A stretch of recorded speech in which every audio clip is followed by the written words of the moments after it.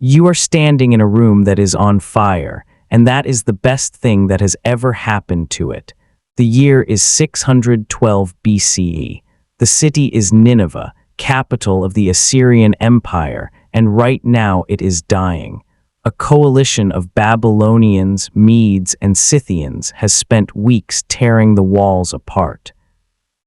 Soldiers are moving through the palace district with torches, and the palace of King Ashurbanipal, dead for maybe 20 years now, but still the reason this room exists, is about to become a casualty of a war he didn't live to see. Inside one wing of that palace are tens of thousands of clay tablets, government records, medical texts, star charts. A copy of a flood myth about a man named Utnapishtim who built a boat and saved the animals of the world, a story that will later get borrowed, retold, and eventually show up in a book called Genesis. None of that matters to the soldiers. They're not here for the tablets. They're here to burn the palace to the ground, the way you burn the capital of an empire you've just spent a generation learning to hate. So they burn it. The roof comes down. The wooden shelving catches, the wax writing boards turn to ash. Anything organic in that room is gone within the hour, and the clay tablets get baked, not burned, baked, like pottery in a kiln, except the kiln is an entire collapsing palace, and the temperature is whatever an ancient Mesopotamian capital generates when its empire ends in a single summer. The fire that was supposed to erase this place instead did something almost nobody intended. It hardened tens of thousands of unfired clay tablets into something close to ceramic. It took a fragile archive and turned it into rock. That library sat under the rubble of Nineveh for roughly 2,500 years. Empires rose and fell over the top of it. The Persians came and went. Alexander marched through. Rome rose, Rome fell. The Ottomans showed up, and the whole time, underneath a mound the locals called Kayinjik, more than 30,000 baked clay fragments were waiting, completely unbothered by any of it. In 1849, a British excavator named Austin Henry Layard started digging into that mound, looking for evidence of the biblical Assyria he'd read about as a kid.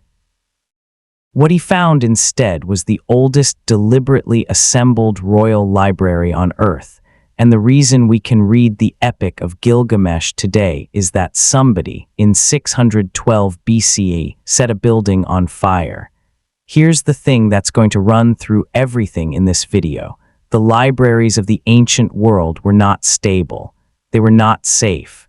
They were not, by any modern definition, good places to store information long term. They burned, they flooded, they got looted, they got abandoned when nobody could afford the staff anymore, and the buildings that housed them have, with a small number of exceptions, all been rubble for over 1,000 years. And yet, some of what was inside them got out, not because the buildings were strong, because somebody somewhere made a copy. That's the whole story, really. Before search engines, before servers, before the cloud was a metaphor instead of a weather event, humanity's method for keeping information alive across centuries was depressingly simple and astonishingly effective. Write it down again, somewhere else, before the first copy dies. Do that enough times in enough places, and you get something that can survive fires, sieges, empires collapsing, and 1,400 years of people who frankly didn't care about your problems. This is a story about libraries, but it's really a story about copying, who did it, why, what it cost them, and what we lost on the occasions they stopped. A quick thing before we start: if you're new here, hi, welcome, glad you found this. This channel does long, deep dives into the parts of history that don't usually make the highlight reel, the logistics, the laborers, the systems nobody put on a coin. If that's your kind of thing, there's a subscribe button somewhere on your screen that I will not pretend to be neutral about. And if you've got thoughts, corrections, or your own favorite lost library, there's a comment section, and I do read it, even the ones that start with actually. Okay, let's go back about 2,700 years and meet the king who decided that owning the world's books was a form of owning the world. The king who collected everything Ashurbanipal ruled Assyria from 669 to roughly 631 BCE, and if you only know him from the British Museum's lion hunting reliefs, the ones where he's calmly spearing lions from a chariot like it's a Tuesday, you'd assume he was just another warrior king with good PR. He was that. He was also something rarer, a king who was genuinely, personally literate, in an era when most rulers had scribes for that sort of thing. Ashurbanipal could read and write Akkadian and Sumerian himself.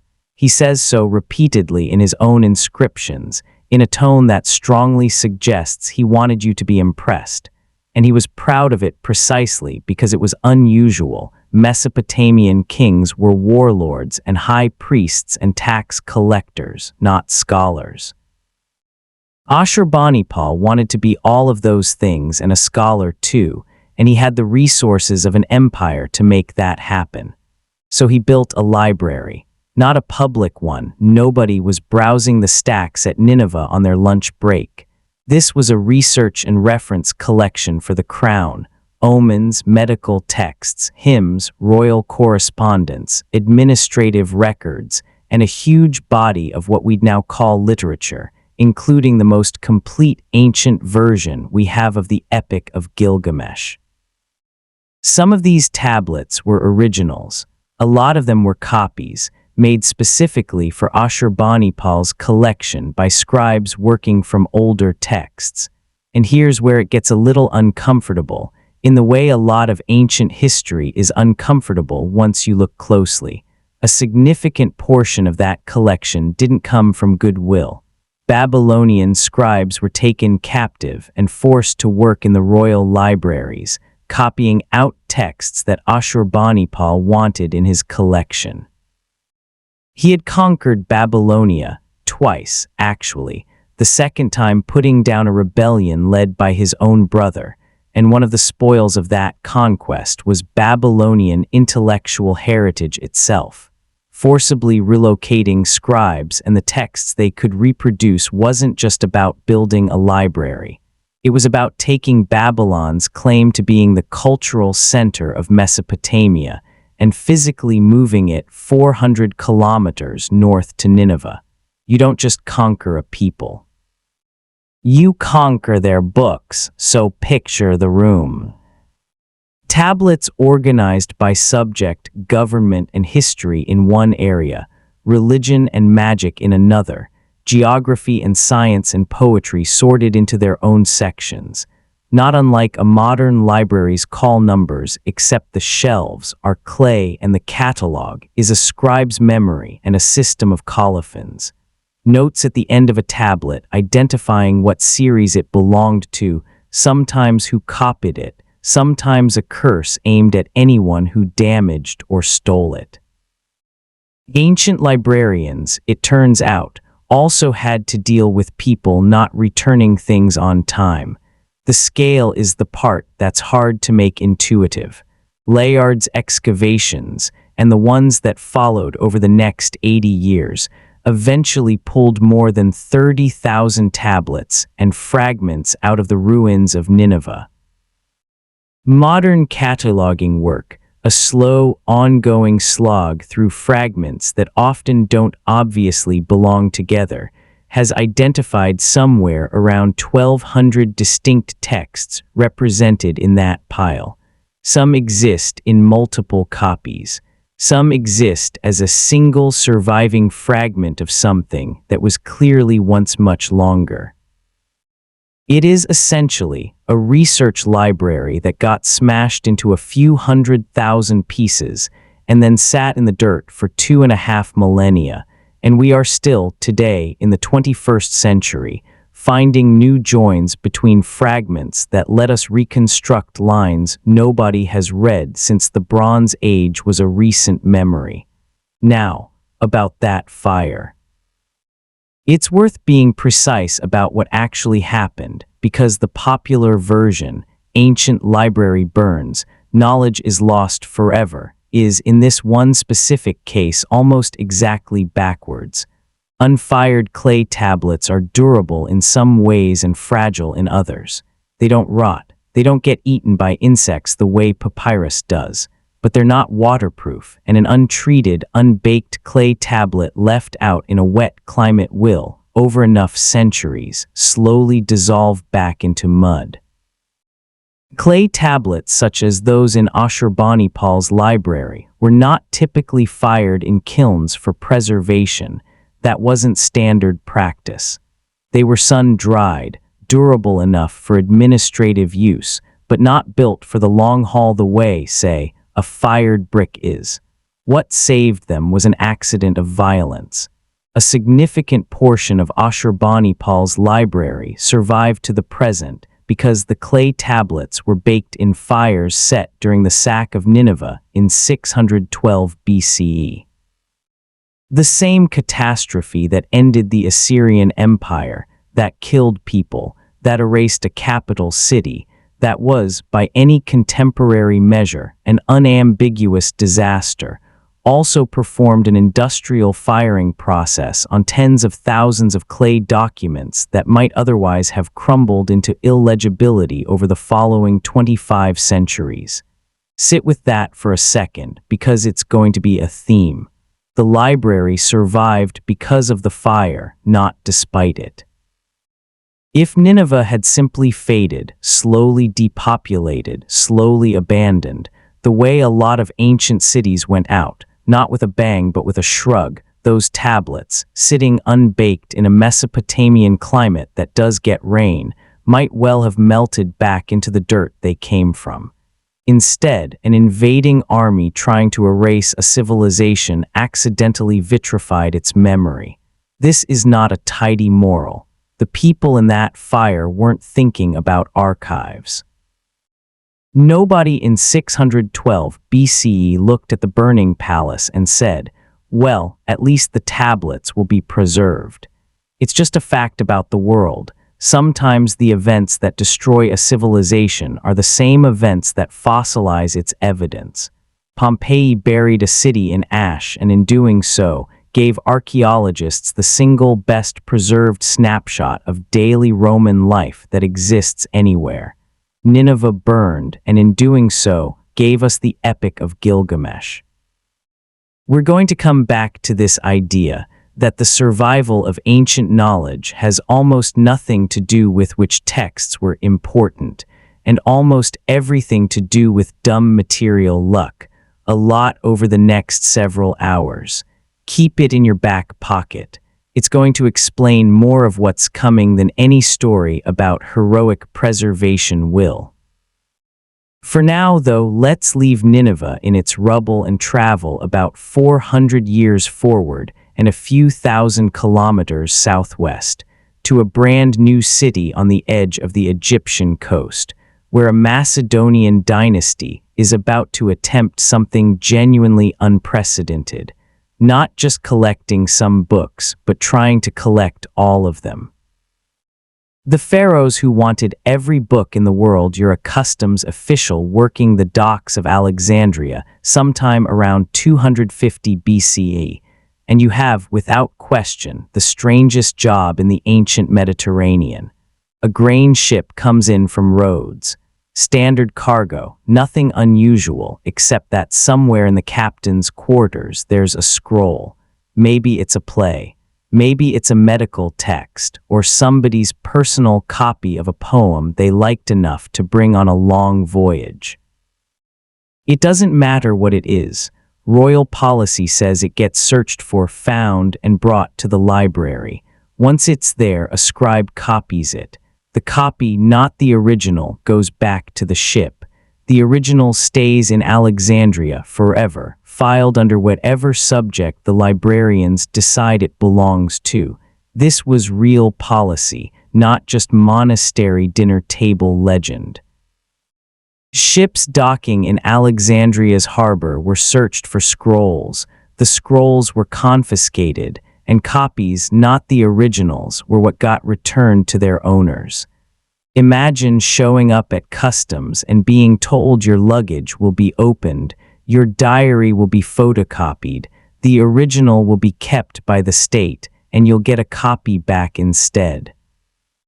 Now imagine that being not a violation, but the price of admission to Egypt's biggest port, instituted by a government that genuinely believed it was doing the world a favor. That's the energy you need to understand the Library of Alexandria.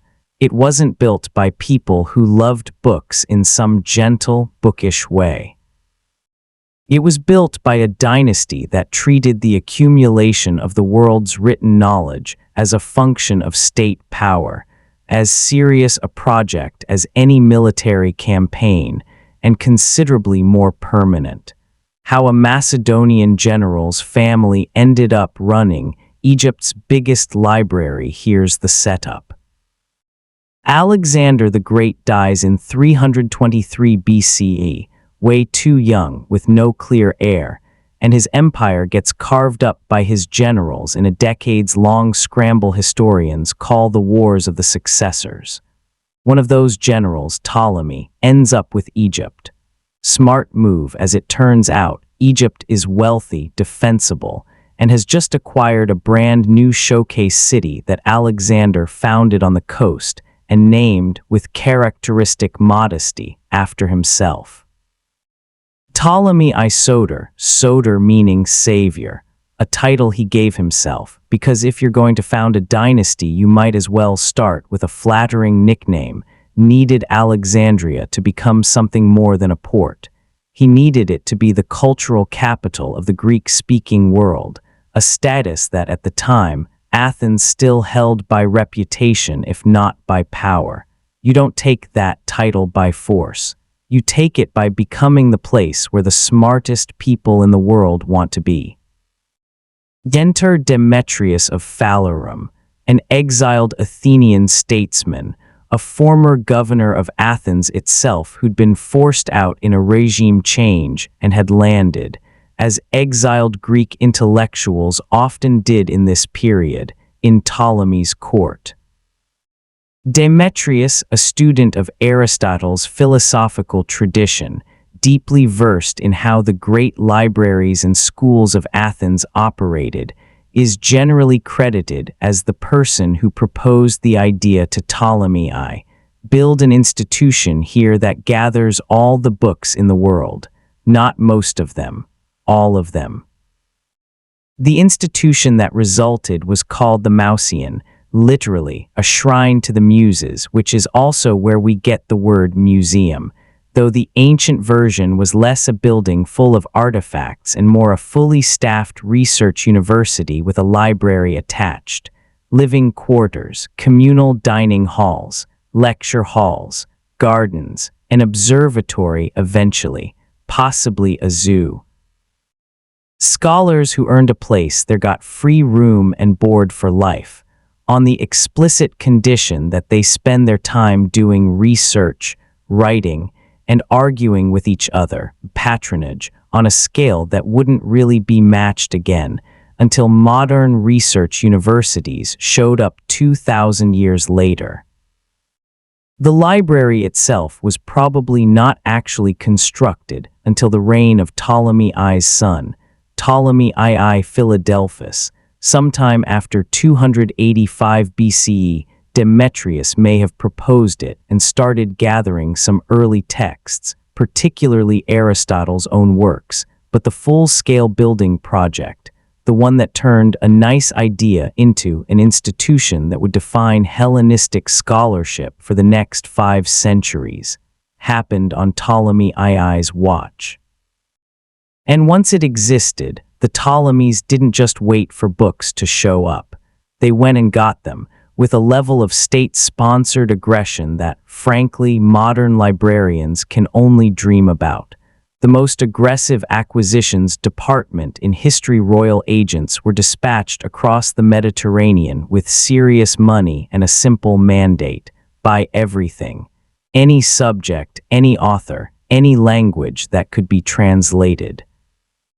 There's a story, probably more legend than literal accounting, but the kind of legend that tells you what people believe the Ptolemies were capable of. That Ptolemy Euergetes wanted the original manuscripts of Aeschylus, Sophocles, and Euripides badly enough that he borrowed them from Athens by putting down an enormous security deposit in silver, with the explicit promise to return them.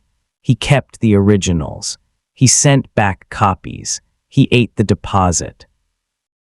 Athens presumably was furious and also somewhat out 15 talents of silver, which was not nothing. That's not really a story about one transaction. It's a story about how the Ptolemies thought about ownership of knowledge.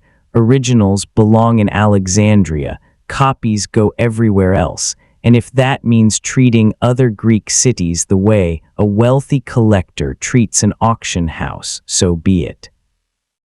The numbers thrown around for how big the collection eventually got are genuinely all over the map, and it's worth being honest about that rather than picking the most dramatic figure and running with it. Ancient sources and modern scholarly estimates range from a conservative 40,000 scrolls to wildly optimistic figures north of 500,000, with the Letter of Aristeas, an ancient text that's part of the foundational mythology around the library's creation, putting words in Demetrius's mouth claiming the collection already held more than 200,000 volumes, with a target of 500,000. Callimachus's catalogue of the collection, which we'll get to in a minute, implies a number in the ballpark of 530,000 scrolls by the mid-3rd century BCE, though modern historians are quick to note that figure probably includes duplicate copies and stock meant for lending rather than 530,000 genuinely distinct works.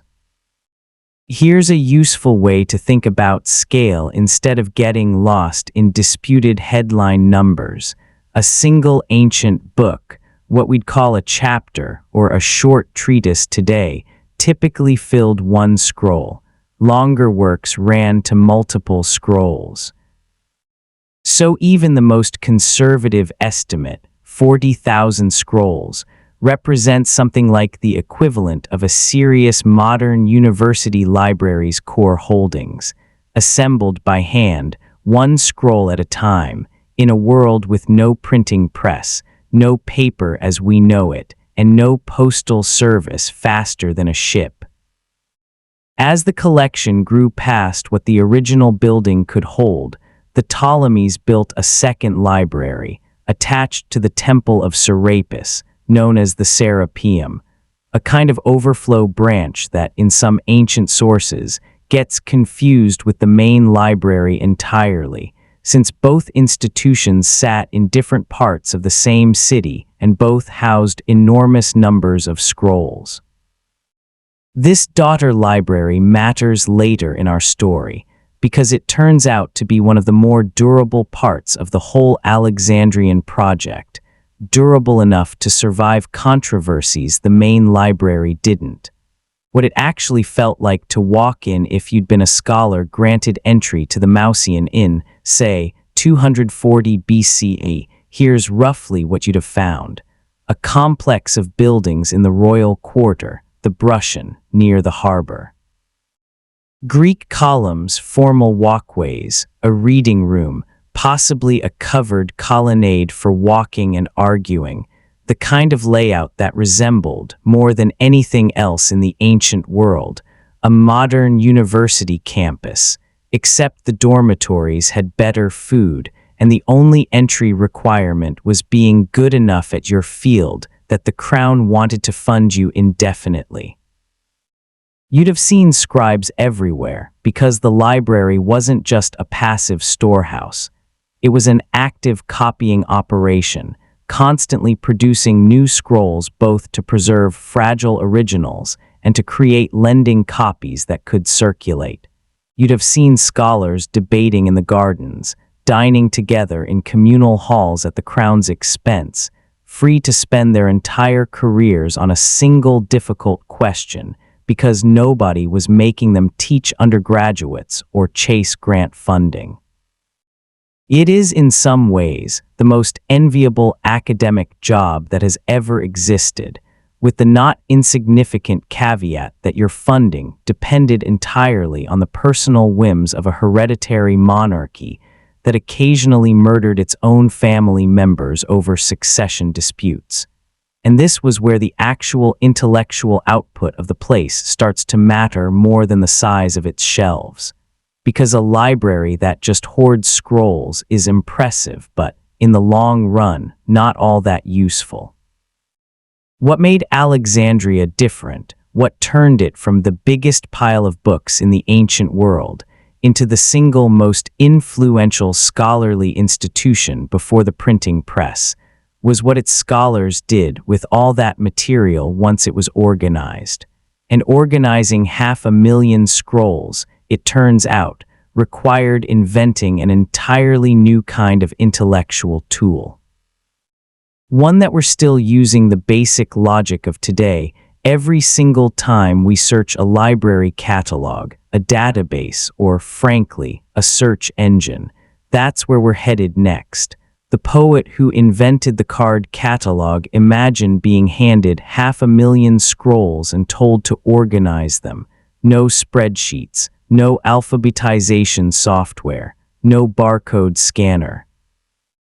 Just you, a stack of writing material, and several 100,000 unlabeled, hand-copied documents written by authors who, in a lot of cases, didn't bother putting their own names on their own work, because why would they? Everyone in their immediate circle already knew who wrote it. This was the problem facing the scholars of Alexandria within a generation or two of the library's founding, and the person history mostly credits with solving it was a poet from Cyrene named Callimachus, who lived roughly from 310 to 240 BCE. It's worth saying clearly, Callimachus was never officially the head librarian. That position went to other people during his lifetime, first Zenodotus of Ephesus, who held the role from the end of Ptolemy I's reign onward, and gets credit for the earliest systematic attempts at organizing the collection, and for producing the first critical edition of Homer's Iliad and Odyssey, the kind of editorial work that involved comparing multiple existing copies of the same poem, noticing where they disagreed, and making judgment calls about which version of a line was probably closer to what Homer, since nobody's entirely sure one person wrote all of it, actually composed. That's not a minor technical footnote. Before Zenodotus, the Iliad wasn't one fixed text. It was a family of slightly different versions floating around the Greek world, the way folk songs exist in multiple regional variants before someone writes down a definitive version.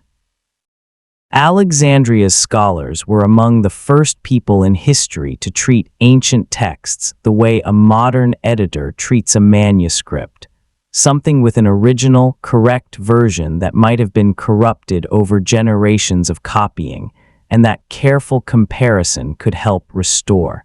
Callimachus's actual contribution was different, and in some ways more foundational than editing any single text. He built the index for everything. It was called the Pinax, literally tables or tablets, with the fuller title translating roughly to tables of persons eminent in every branch of learning together with a list of their writings. It ran to a staggering 120 separate scrolls just for the catalog itself, and for each author represented in the library's holdings, it provided a short biography, a note on what made them notable, and then a complete list of their known works, organized alphabetically. Think about what that actually requires. To catalog an author, you need to know or determine which scrolls in a 500,000 scroll collection were actually written by that person. Since attribution in the ancient world was often murky, contested, or outright fraudulent, a lost play falsely attributed to a famous tragedian to boost its resale value was a known scam even in antiquity. You need a system for distinguishing different works by the same author. You need some kind of subject classification, since the Pnyx organized works by category as well: natural history, law, medicine, mathematics, rhetoric, and so on, meaning Callimachus was essentially inventing what a modern library would call a classification scheme, 1,000+ years before Dewey ever picked up a decimal point. The Pnyx itself didn't survive. Like almost everything from the ancient library, it's gone, lost in whatever combination of fire, neglect, and time eventually finished off the collection. What survives are fragments and references, later ancient authors quoting it, describing it, building on its system, enough that modern scholars have a reasonably good sense of its scope and structure, even though the actual document is gone. It's a small, almost funny irony that the catalog of one of history's great lost libraries is itself one of history's great lost documents, a finding aid you can no longer use to find anything, because the thing telling you where everything went is itself missing. But the idea survived even when the document didn't, and that's the part worth sitting with. Every library catalog that came after, every card catalog, every Dewey Decimal System, every searchable digital database you've ever typed a query into is, conceptually, a descendant of what Callimachus built in Alexandria in the 3rd century BCE. The specific technology has changed approximately infinity times. The underlying problem, how do you make a vast collection of information findable rather than just present, has not changed at all. You're using Callimachus's basic insight every time you search anything. The scholars who turned editing into a discipline, Alexandria's intellectual output went well beyond cataloging, and it's worth walking through a few names, because this is where ancient library stops meaning warehouse and starts meaning something closer to research institute that happened to also be a warehouse. Eratosthenes of Cyrene served as head librarian starting around 245 BCE, and he is, today, mostly famous for a single staggering accomplishment. He calculated the circumference of the Earth using nothing but the angle of shadows at noon in 2 different cities and the known distance between them, and got a figure that modern scholars estimate landed somewhere within a few % of the actual value, depending on which ancient unit of measurement he was using, a detail historians still argue about, which tells you something about how hard it is to be completely certain about anything from this period. He also worked on a systematic geography of the known world, on a chronology attempting to date major historical events relative to each other, and on mathematics. He was, by reputation, good at an almost suspicious number of different subjects, which earned him the slightly backhanded nickname Beta, second best, from rivals who thought a true specialist should only excel at one thing. History has been kinder to his reputation than his contemporaries apparently were. Aristophanes of Byzantium, librarian roughly from 257 to 180 BCE, refined the system of textual criticism further, and is credited with developing some of the earliest punctuation and accentuation marks used in Greek texts, the kind of editorial apparatus that seems almost too basic to mention until you remember that ancient Greek was, for a long stretch of its written history, recorded with no spaces between words and minimal punctuation. Reading it required you to already half know what it said. Aristophanes' marks were an attempt to make the text legible to people encountering it cold, an early example of librarians doing the unglamorous work of making knowledge more accessible rather than just more abundant. And then there's Aristarchus of Samothrace, who picked up where Xenodotus left off on Homeric scholarship and produced what became, for centuries afterward, the standard reference edition of the Iliad and Odyssey, a version so authoritative that later scribes copying Homer would frequently note in the margins where their text agreed or disagreed with Aristarchus's reading. What all of these people were doing, across roughly a century and a half of continuous institutional effort, was something genuinely new, treating the preservation of texts as an active, ongoing scholarly project rather than a passive act of storage. They weren't just keeping scrolls from rotting. They were comparing competing versions of the same work, identifying where scribal copying had introduced errors over generations, making editorial judgment calls about which reading was probably correct, and producing what we'd now call critical editions, the ancestor of every modern footnote that says some manuscripts read X here, but the better tradition supports Y. This is the part of the Alexandria story that doesn't get told as often as the dramatic burning. And it's arguably the more important part. The library wasn't valuable just because it had a lot of scrolls. It was valuable because it had built, over generations, the institutional expertise to know which scrolls were reliable, how to fix the ones that weren't, and how to make the whole collection navigable to a researcher who'd never set foot in the building before. That's infrastructure. Quiet, unglamorous, deeply unsexy infrastructure, and it's the actual reason Alexandria mattered, far more than any specific number of scrolls on any specific shelf, which makes it almost insulting that the thing most people today actually know about the Library of Alexandria is a story about how it burned down in one dramatic afternoon, courtesy of Julius Caesar. That story is mostly wrong. Let's talk about why. The library mostly never burned. Here's a sentence you've probably heard somewhere, maybe in a documentary, maybe in a tweet, maybe from a friend at a party who'd had 2 drinks and gotten onto the topic of humanity's greatest tragedies. Julius Caesar burned down the Library of Alexandria, and with it, the accumulated knowledge of the ancient world went up in smoke. It's a great story. It has a villain you already know. It has a single, dramatic, datable event instead of a confusing multi-century mess. It fits neatly into a 2-minute clip. Ray Bradbury used it as inspiration for Fahrenheit 451. It's been dramatized in films. It is, in short, exactly the kind of historical anecdote that survives by being satisfying rather than by being accurate. And it's substantially overstated, to the point where most historians who specialize in this period actively push back on it.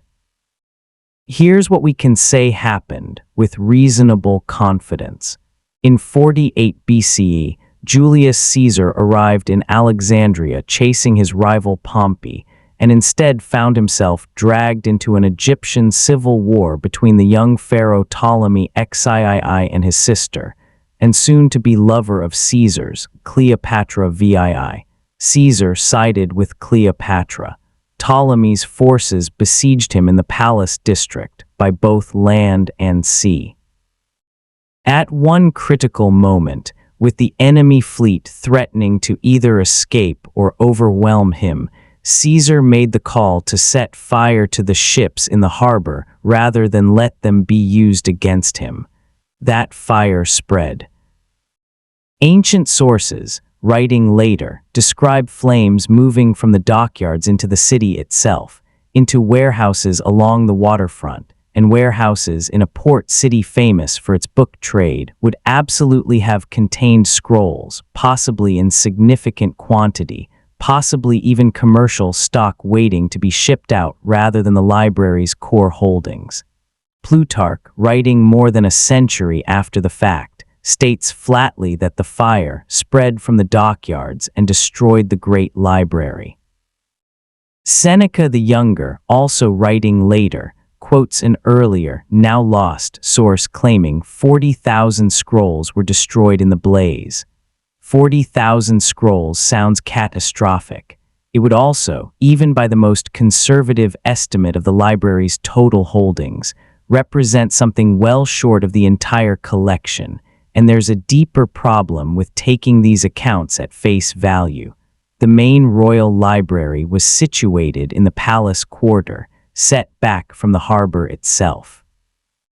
The buildings most directly exposed to a dockside fire would have been commercial warehouses, not the Mausians' reading rooms. Cassius Dio, another ancient historian, describes the fire in terms that modern scholars read as referring to library storehouses near the docks rather than the central institution itself. And then there's the evidence that just keeps not fitting the total destruction in 48 BCE story. People kept using the place. The geographer Strabo visited the Mausian around 20 BCE, nearly 3 decades after Caesar's fire, and wrote about it as a functioning institution, not a smoking ruin. A scholar named Didymus Chalcentaurus produced an enormous body of scholarly work in Alexandria during this same post-fire period, the kind of output that implies access to a serious library collection, not scattered survivors. If the library had genuinely burned to ash in 48 BCE, these aren't the things you'd expect to find afterward. There's also a wonderfully petty rumor that complicates the whole story further. Mark Antony, sometime around 41 BCE, is said to have given Cleopatra the entire 200,000 scroll collection of the rival library of Pergamon as a gift, explicitly, according to the theory favored by some historians, to help replenish Alexandria's collection after Caesar's fire had thinned it out. We'll spend real time on Pergamon's library in the next chapter because its own story is genuinely wild, but notice what this anecdote implies, even if it's only partly true, that there was something worth replenishing. A totally destroyed library doesn't need a restocking gift, a damaged one might, so a real fire happened. Real scrolls were almost certainly lost, possibly a meaningful number of them. But Caesar burned the Library of Alexandria to the ground in a single afternoon, erasing the ancient world's knowledge, is not what the evidence supports. It's closer to, a war caused collateral damage to part of the collection, and the institution kept functioning for decades, maybe longer, afterward. So what actually killed it? This is the genuinely unsatisfying answer, and it's the one historians have mostly settled on. Nothing killed it. Not in the sense of one event, one villain, one afternoon. The Library of Alexandria didn't die. It dwindled. Roman rule was good for Egypt's tax revenue, and not especially good for Alexandria's status as the unquestioned capital of Greek intellectual life. Funding patterns shifted. The kind of open-ended, lavish, multi-generational royal patronage that built and sustained the Mausian under the Ptolemies wasn't really how Roman emperors operated. They had their own priorities, and an Egyptian research institute staffed by Greek scholars wasn't always near the top of the list. There's evidence the library's formal membership, the system of scholars granted that enviable free room and board fellowship, had effectively ceased by some point in the Roman imperial period, even if the buildings and at least some of the collection persisted. There was further damage during a revolt against Emperor Aurelian in 272 CE, when fighting tore through significant parts of the city, possibly including parts of the library complex, though the sourcing here is thinner than anyone would like. And then there's the daughter library, the Serapeum, which had its own dramatic and far better documented end. In 391 CE, amid escalating religious conflict between Christian and pagan communities in the city, the Temple of Serapis was destroyed by a Christian mob, with the active encouragement of the Bishop of Alexandria at the time. Whether the Serapeum still housed a significant library collection by that point, as opposed to having already been stripped of most of its books over the preceding centuries of decline, is a genuinely contested question among historians, and it's worth resisting the version of this story that turns it into a simple morality play about religious zealots torching the last of ancient learning. The actual picture is murkier and, honestly, sadder, a slow institutional decline punctuated by occasional violence, rather than one clean villain you can point to.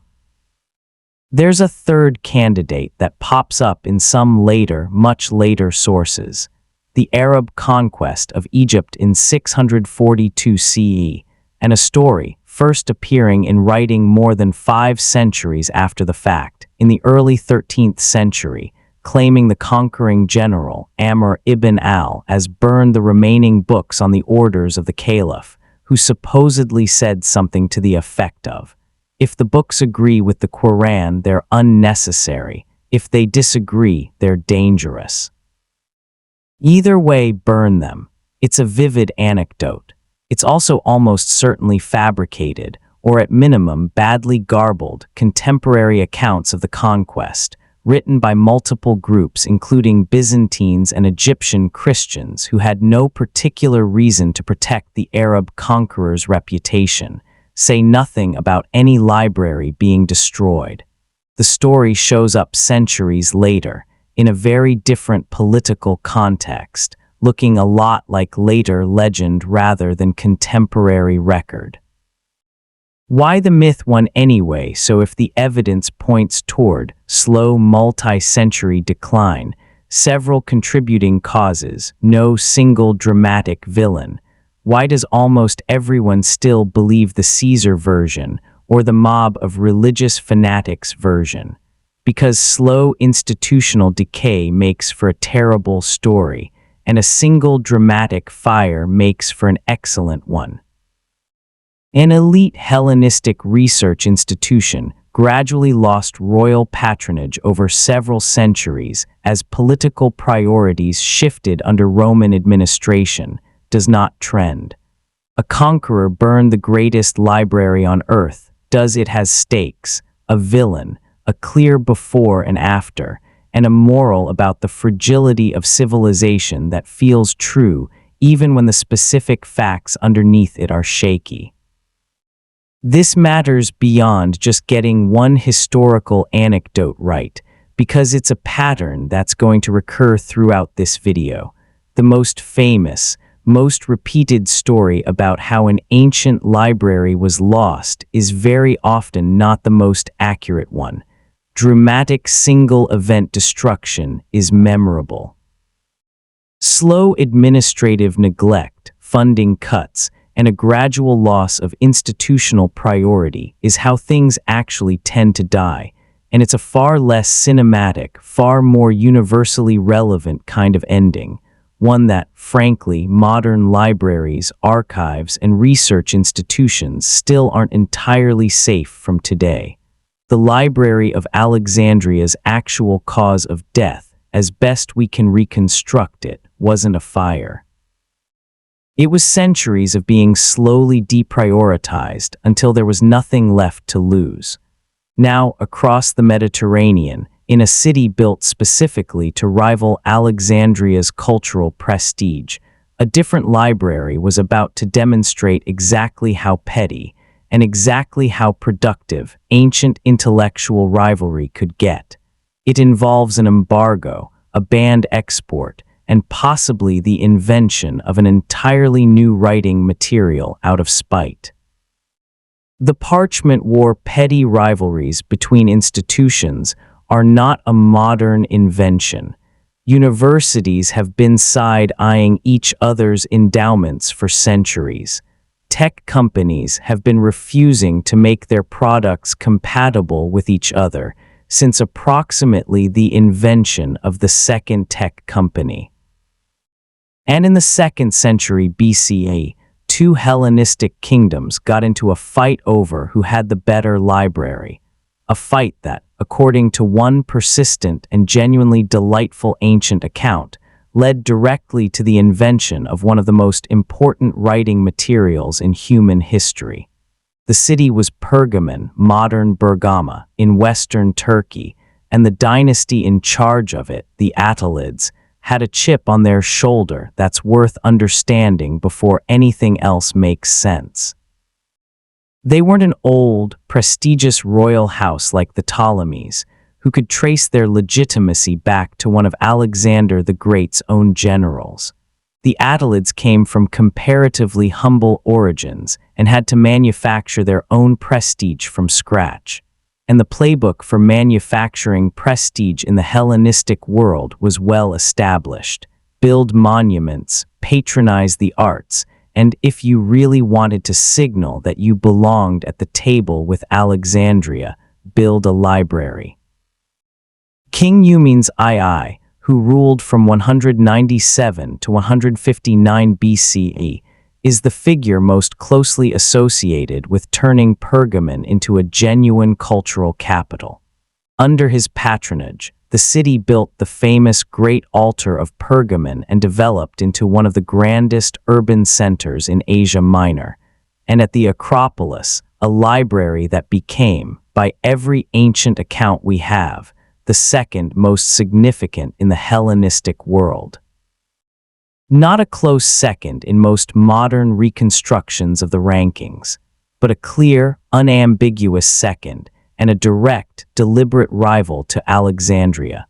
Pliny the Elder, the Roman polymath whose sprawling natural history is basically the ancient world's most ambitious, everything I know document, wrote about this rivalry in pretty matter-of-fact terms, describing Alexandria and Pergamon as kingdoms whose rulers had founded their libraries in keen competition with each other.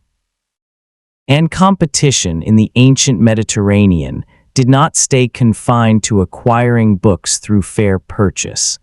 According to Pliny, the rivalry escalated to the point where Ptolemy V of Egypt worried, apparently, about Pergamon's library catching up to or rivaling his own, banned the export of papyrus to Pergamon. Stop and appreciate how aggressive that move actually is. Papyrus, made from a reed that grew almost exclusively in the Nile Delta, was the dominant writing material of the entire eastern Mediterranean. Egypt didn't just produce a lot of it. Egypt had something close to a natural monopoly on it. Banning its export to a specific rival kingdom wasn't a minor trade dispute. It was an attempt to choke off your competitor's entire capacity to keep making books, full stop. It's the ancient equivalent of a chip manufacturer refusing to sell silicon to a rival, except a few thousand years before anyone had silicon to refuse. According to the account Pliny relates sourced, he says, from an earlier Roman scholar named Varro, Pergamon's response to the embargo was to invent an alternative writing material entirely.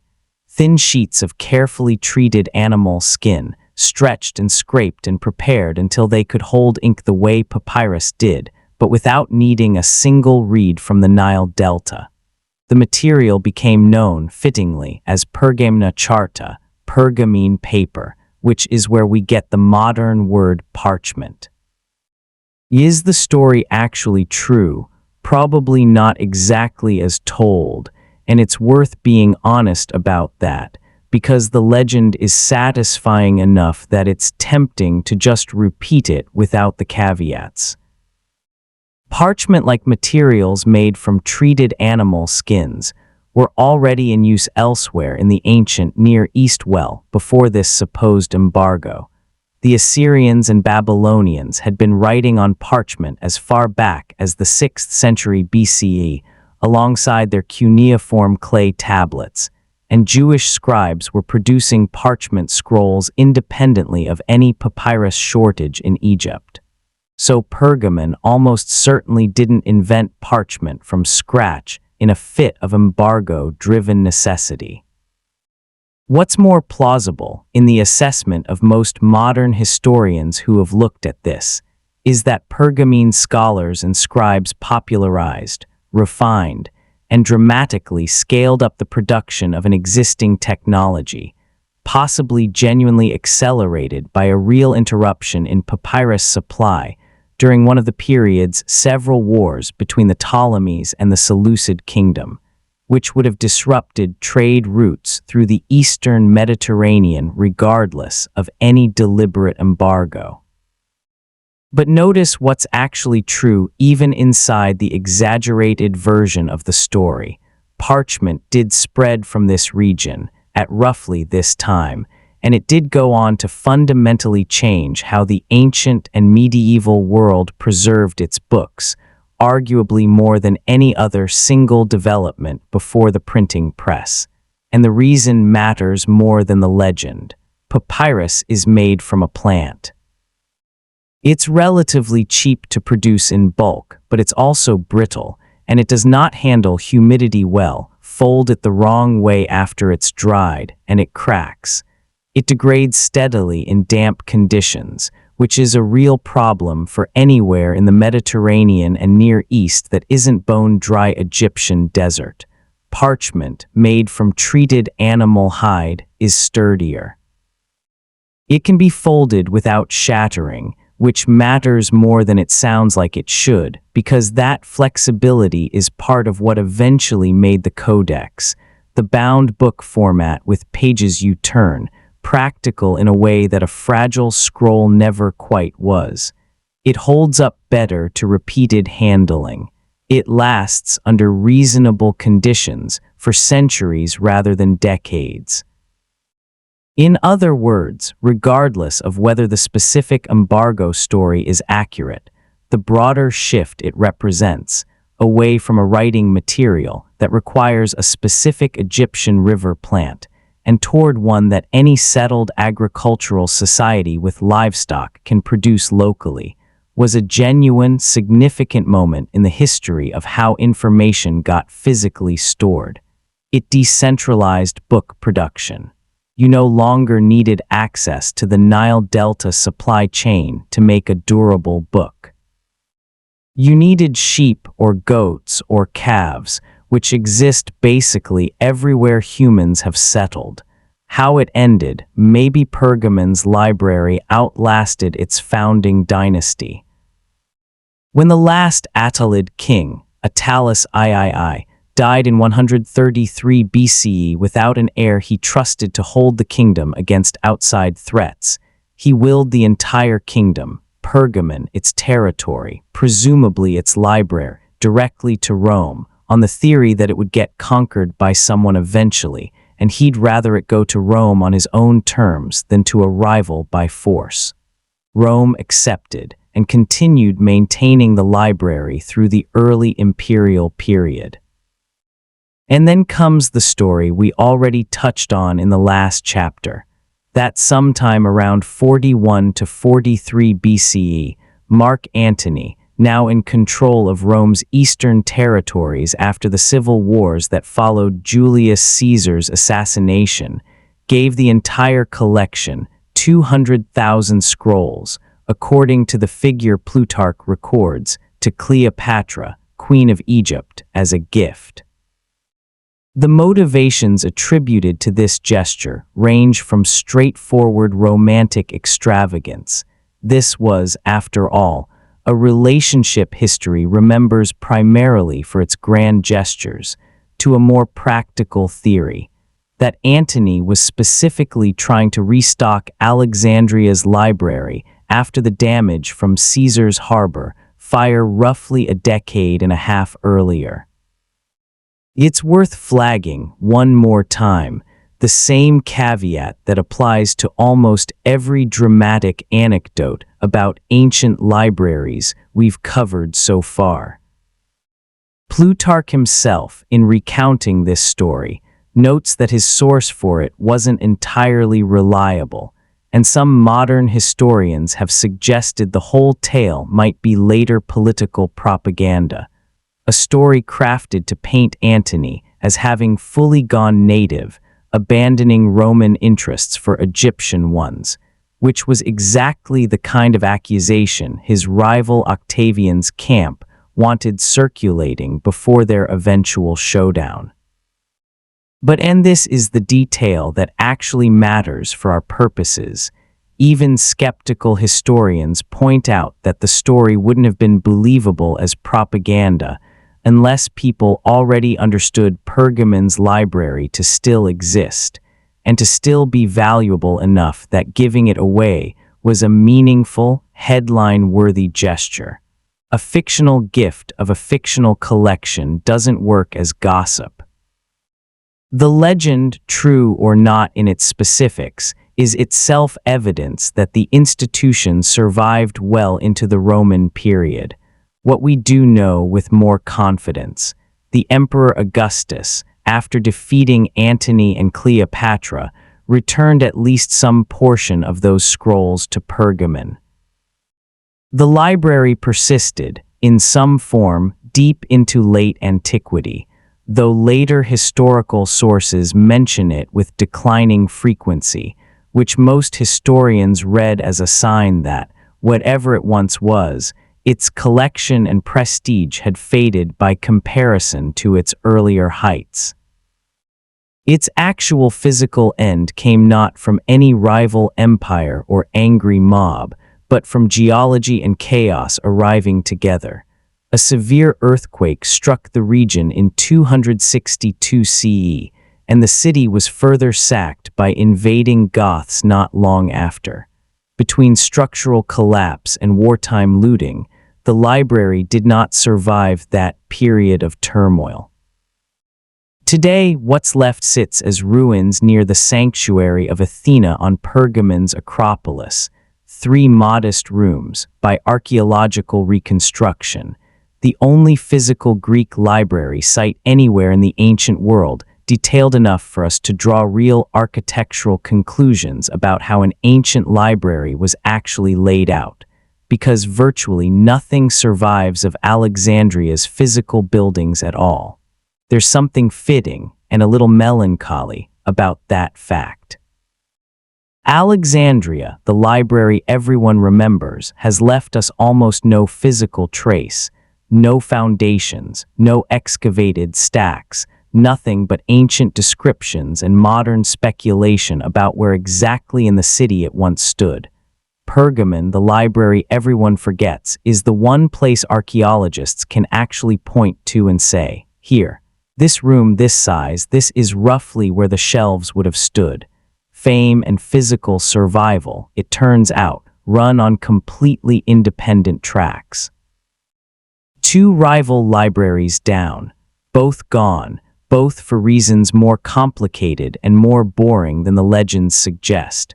But the underlying lesson from Pergamon is worth carrying forward. Sometimes the most consequential thing a library produces isn't a text. It's a technology, in this case, a writing material that would go on to outlive every library that ever used it, carrying texts across 1,000 years that papyrus alone almost certainly couldn't have managed. Speaking of texts that needed saving, there's a 3rd century library, smaller than Alexandria's, far less famous than Pergamon's, built not by a king, but by a controversial Christian theologian, that ends up mattering more to what actually survived of the ancient world than almost anything we've covered so far. Let's go there next. The theologian's library Origen of Alexandria was, by any honest assessment, one of the most relentlessly productive scholars the ancient world produced, and also a deeply controversial figure whose ideas would eventually get him condemned as a heretic by the very church he spent his life serving 3 centuries after he died, which is a hard thing to argue your way out of. Born around 184 CE and raised in Alexandria itself, meaning he came up in a city still defined, even in its declining years, by the intellectual legacy of the Mausian and the library, Origen absorbed both pagan Greek philosophy and Christian theology, and spent his career trying to apply the rigorous textual methods of Hellenistic scholarship to the Bible. This is a bigger deal than it might initially sound. Remember Zenodotus and Aristarchus comparing different manuscript versions of Homer to work out which readings were more likely original. Origen did something structurally similar with Scripture, on an almost incomprehensible scale. His signature project was called the Hexapla, sixfold, an edition of the Old Testament that laid out, in 6 parallel columns, the Hebrew text, a Greek transliteration of that Hebrew, and 4 different Greek translations, all side by side, so a reader could compare them line by line and see exactly where the various versions agreed or diverged. Its textual criticism applied to Scripture with the same comparative rigor Alexandria's librarians had applied to epic poetry centuries earlier, and it required Origen to physically possess, compare, and copy an enormous number of source texts in multiple languages, which meant he needed, in practice, a serious working library just to do his own job. He eventually relocated to Caesarea Maritima, a port city on the coast of Roman Palestine, where he continued teaching and writing, and by all accounts, kept building out a personal collection of texts substantial enough that later writers would treat it as the seed of an actual institutional library, even though, according to more recent scholarship, there's reasonably good evidence that what existed in Origen's lifetime was a personal scholar's collection rather than a formally endowed library with its own staff and continuity plan. The distinction matters because it sets up exactly the kind of fragile situation that, in most of the stories we've covered so far, ends with everything scattering and disappearing the moment the founder dies. That's not what happened here. And the reason it didn't is a single, specific, almost startlingly devoted human being, a wealthy presbyter named Pamphilus. The man who made a personal obsession into an institution, Pamphilus, who died around 309 CE, inherited Origen's intellectual legacy, not literally, since Origen had died decades earlier, but in the sense of taking on the project of preserving and expanding the library associated with his memory. Recent scholarship pushes back somewhat on the older, tidier version of this story, the idea that there was a continuous, formally maintained institutional library that simply passed from Origen's hands to Pamphilus's. The more accurate picture, according to detailed work on the subject, is that Pamphilus had a deep personal devotion to Origen's scholarly methods and, like his predecessor, a genuine compulsion for collecting and collating texts, and he built up his own substantial collection in Caesarea largely from scratch, rather than simply inheriting an existing one wholesale. Whatever the precise mechanics of the handoff, the result is the same. By the time Pamphilus was finished, later writers referred to the institution as the Bibliotheca Origenis et Pamphili, the Library of Origen and Pamphilus, and some, including the influential later scholar Jerome, came close to crediting Pamphilus as its real founder, given how much energy he poured into reconstituting and expanding it. Pamphilus didn't just collect. He copied personally, by hand. Jerome specifically records that Pamphilus transcribed the greater part of Origen's own works with his own hand, copies that Jerome says were still preserved in the library of Caesarea generations later, and he established a working scriptorium attached to the library, a dedicated space for producing careful, corrected copies of biblical texts, with Pamphilus personally overseeing the editorial accuracy of what came out of it. We know this not from some later admiring biography, but from something far more granular and convincing, colophons. Those little scribal notes at the end of manuscripts, the same kind of bureaucratic housekeeping detail we saw on Ashurbanipal's cuneiform tablets centuries earlier, where copyists in Caesarea's scriptorium would record that a given text had been checked against Pamphilus's personally corrected exemplar.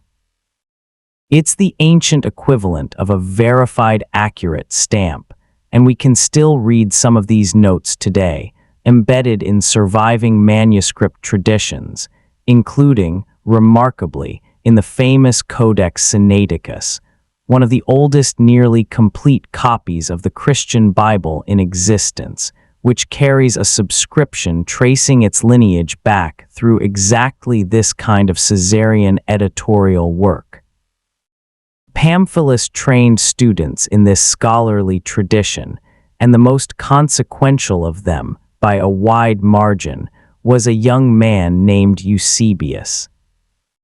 The student who used the library to write history itself, Eusebius of Caesarea, who lived roughly from 260 to 339 CE, became one of the single most important sources we have for the early history of Christianity, largely because he had access to something almost nobody else writing in this period did: a genuinely deep, well-organized research library, built over 2 generations, sitting right there in Caesarea for him to use.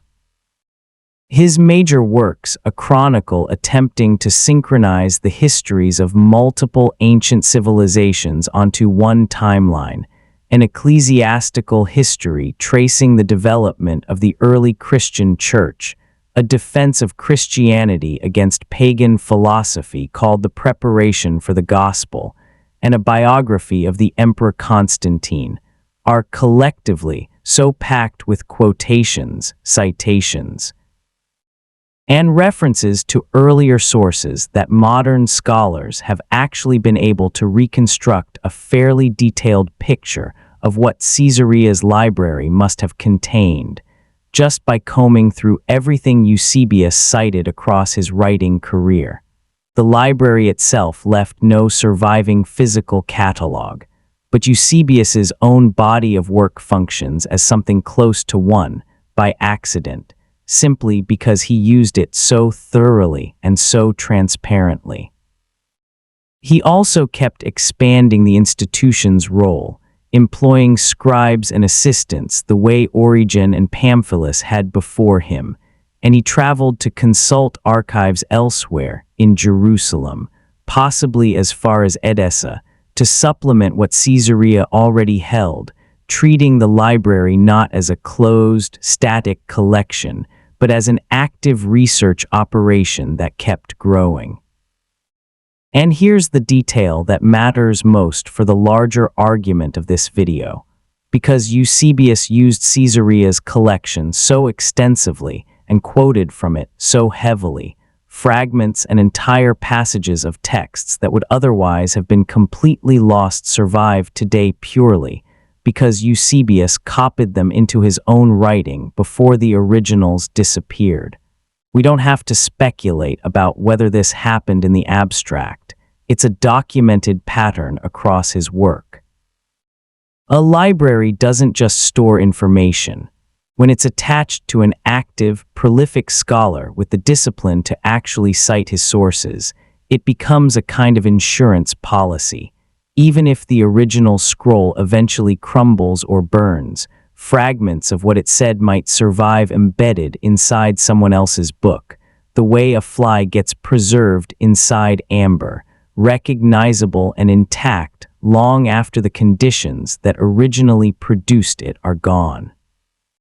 Where it ended up, the theological library of Caesarea persisted for centuries after Eusebius, Jerome himself, the towering figure of later Christian biblical scholarship, consulted it directly when working on his Latin translation of Scripture, decades after Eusebius's death, which tells you the collection wasn't just surviving, but remained actively useful to serious scholars generation after generation.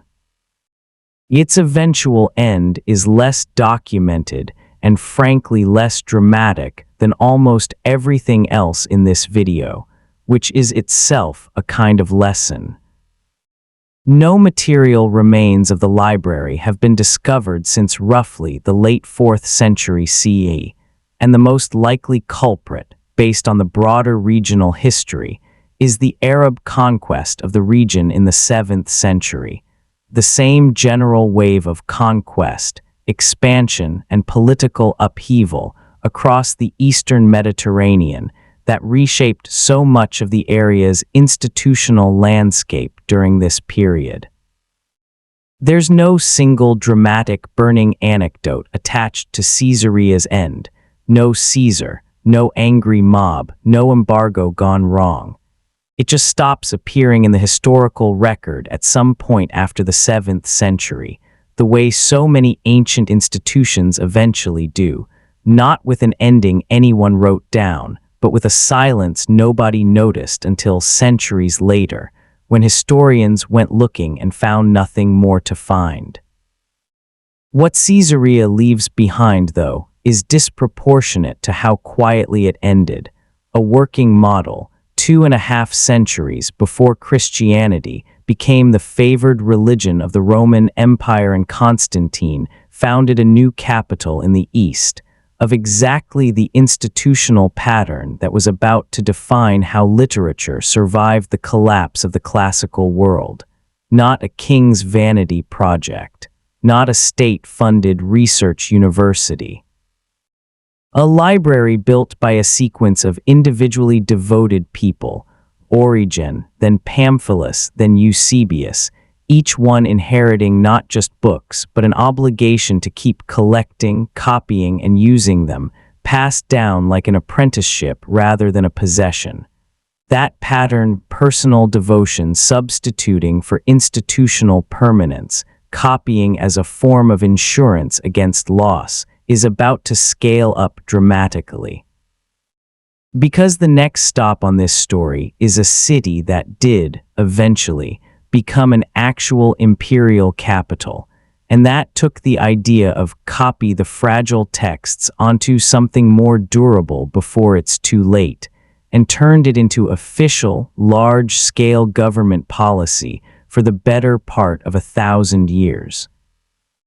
The city that copied itself to survive you're a scribe in the Imperial Library of Constantinople, sometime around 357 CE, and your job today is to take a deteriorating papyrus roll, a copy of a Greek tragedy maybe, already a few centuries old, the fibers gone brittle and yellow, flaking a little more every time someone unrolls it, and transfer its entire contents onto a fresh sheet of parchment before the original becomes too fragile to read at all.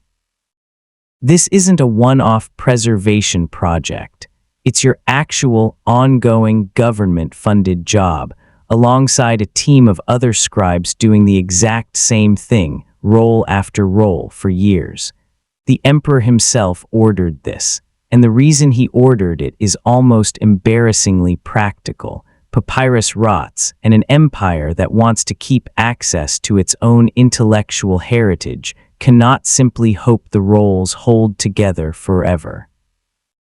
This is the founding logic of the Imperial Library of Constantinople, established around 357 CE by the Emperor Constantius II, son of Constantine the Great, the emperor who'd moved Rome's center of gravity eastward by founding an entirely new capital on the site of the old Greek city of Byzantium, and naming it, with the same humble restraint every emperor in this story seems to share, after himself. Constantius II became aware. The historical record doesn't tell us exactly how, but it's not hard to imagine a librarian or scholar bringing it to his attention that vast amounts of early Greek and Latin literature, still circulating primarily on aging papyrus rolls, were at serious risk of simply disintegrating with age. His response was to establish a scriptorium specifically tasked with what amounted to a mass, systematic transfer project, copying texts off of deteriorating papyrus and onto parchment, or in some cases, where a text couldn't be readily translated or transferred, physically encasing the fragile original in parchment to slow its decay. The man placed in charge of this operation was a rhetorician named Themistios, who directed a team of scribes and librarians through what was, in effect, the largest deliberate format migration project the ancient world had yet attempted. Not let's collect some books, not even let's organize the books we have. Specifically, the medium our books are written on is failing, and we need to move everything onto a more durable medium before it's too late. If that sounds familiar to anyone who's ever had to deal with old computer files stored on a format nobody makes drives for anymore, congratulations. You've just identified the single oldest documented format migration crisis in recorded history, solved with the exact same basic strategy modern archivists still use. Get the content off the dying medium and onto something more durable, as fast and as completely as you can before the choice gets made for you. Why this mattered more than almost anything else in this video, here's the part that's genuinely hard to overstate. The Emperor Valens, continuing his predecessor's project around 372 CE, employed a team of 4 Greek and 3 Latin calligraphers specifically for this ongoing copying work. The library by the 5th century had grown into an enormous collection. Estimates put it around 120,000 volumes, encompassing Homer, Sophocles, and a huge range of other Greek classical authors, alongside Latin works and an expanding body of Christian theological material. And the majority of Greek classical literature that exists today, the copies that eventually made their way into medieval manuscripts, then into Renaissance print editions, then into every modern translation you've ever read of Homer or Sophocles or Plato, traces back, as best modern textual scholars can reconstruct the lineage, through Byzantine copies that ultimately descend from work done in or around this institution. Not Alexandria, not Pergamon, Constantinople. The library nobody outside of specialists talks about, because it didn't have a dramatic burning myth attached to it the way Alexandria did, turns out to be the actual primary conduit through which most surviving ancient Greek literature reached the modern world. Sit with that for a second, because it inverts the popular hierarchy of important ancient libraries almost completely. Alexandria is the one everyone's heard of. Constantinople is the one that actually did most of the surviving and transmitting work, for the simple, unglamorous reason that it ran a continuous, government-funded copying operation for the better part of a millennium, rather than relying on one collection of original scrolls to physically endure on its own. This connects directly back to the durability problem we talked about with Pergamon's parchment. Papyrus rolls from the Hellenistic and early Roman periods, even the ones that survived as long as Strabo's visit to Alexandria in 20 BCE, were never going to last indefinitely without active intervention, not because anyone was careless, but because the material itself simply degrades, especially outside Egypt's unusually dry climate, which we'll come back to later. Constantinople's scriptorium was, in effect, running a centuries-long relay race against material decay, and largely winning it, one careful copy at a time. Survival through repeated near misses, the library's actual history across the following centuries reads like a long string of close calls rather than one clean story. A fire in 473 CE reportedly destroyed roughly 120,000 volumes, a catastrophic loss by any measure, and a sharp reminder that even an institution built explicitly to solve the fragile materials decay problem was never actually safe from the much older, much simpler threat of buildings sometimes catch on fire. Further fires and wartime damage chipped away at the collection across the following centuries, the inevitable cost of being the capital of an empire that spent the better part of a millennium fending off invasions from essentially every direction at once.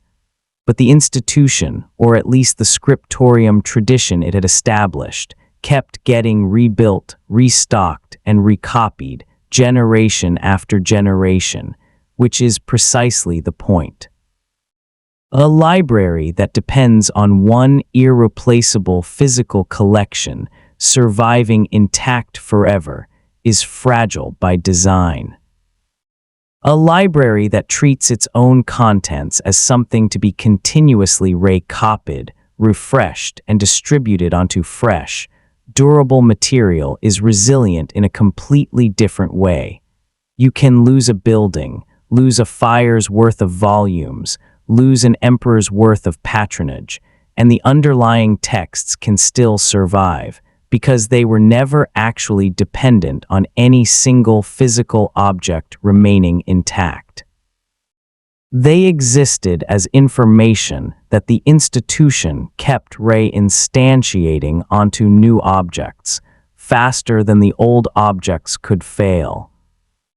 The library's real ending, or at least its first ending, came in 1204, during the Fourth Crusade, when Crusader forces, ostensibly Christian allies who had been redirected from their original mission to the Holy Land into attacking a fellow Christian capital instead, sacked Constantinople in what's been described by multiple historians as one of the most profitable and most disgraceful sacks of a city in recorded history. The library was burned during this period, and historians believe much of what remained of its collection was lost in the resulting fires, though there's a strange, telling gap in the record here too. No contemporary source specifically mentions lost manuscripts by name during this sack, which has led some historians to suggest that whatever formal institutional library still existed by 1204 may have already been diminished well before the Crusaders arrived, with much of its remaining value tied up in individual manuscripts scattered across private and monastic collections throughout the city, rather than concentrated in one official building anymore.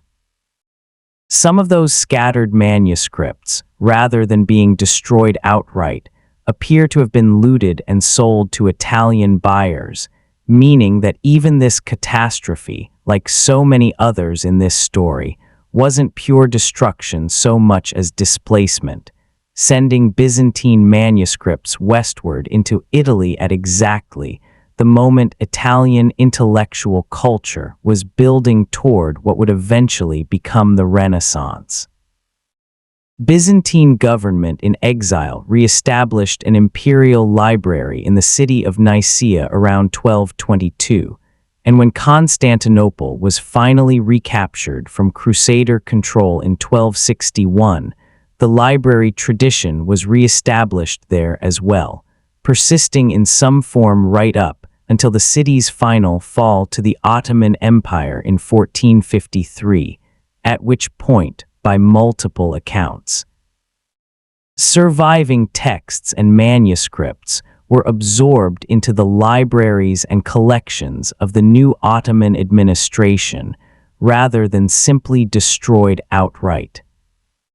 The empire's actual legacy here's the single most important fact to take away from Constantinople's library, and it's almost entirely a story about institutional behavior rather than dramatic events.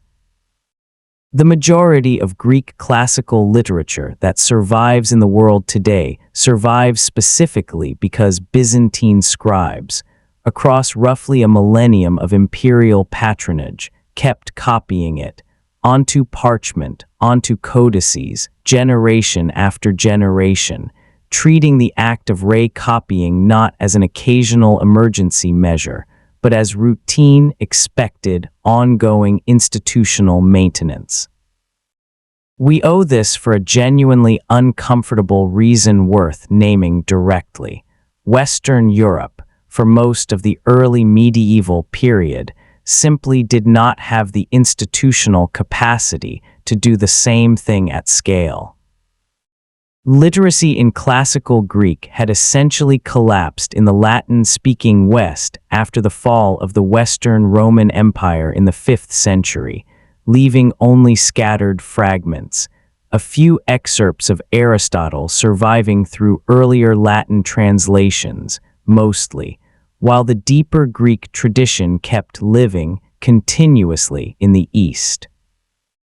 It would take centuries, and eventually the catastrophic shock of the 1204 sack scattering Byzantine manuscripts westward, followed by Constantinople's final fall in 1453, sending another wave of fleeing Greek scholars and their books into Italy, before most of this material made its way back into a Western European intellectual world that had largely forgotten it ever existed. In other words, a meaningful share of what we now call the Renaissance, the rediscovery of classical learning that's often framed as a uniquely Western European achievement, was substantially the result of 1,000 years of patient, unglamorous Byzantine copying work, followed by a series of disasters that, in classic fashion for this whole video, scattered that preserved knowledge westward at the exact moment it was needed. Constantinople solved the problem of material decay through institutional persistence and routine copying. But there was another civilization, expanding rapidly through exactly this same period, that was about to take, we need a more durable medium to copy things onto, and push it even further, thanks to a technology it picked up, almost by accident, from a battlefield on the edge of Central Asia. The House of Wisdom in 751 CE, an army of the Abbasid Caliphate fought a Chinese Tang dynasty force near the Talas River, somewhere on the border between modern Kyrgyzstan and Kazakhstan, over a regional dispute involving Central Asian client states that, today, almost nobody outside specialist historians could tell you much about. As far as battles go, it was not one of history's most consequential in terms of territory won or lost. It might be one of the most consequential battles in history in terms of what got carried home afterward in the heads, and possibly the custody of the prisoners. According to the most widely repeated historical account, among the Tang soldiers and craftsmen captured by the Abbasid forces after the battle were people who knew how to make paper, a Chinese technology that had existed for centuries but had never made its way west in any serious commercial way, still gate-kept behind distance, trade barriers, and simple lack of contact. Whether the transfer of paper-making knowledge happened in precisely this single, dramatic moment, or whether, as some historians now argue, it was already spreading more gradually along Central Asian trade routes before Talas, and the battle simply accelerated an existing trend, the broader pattern is clear either way.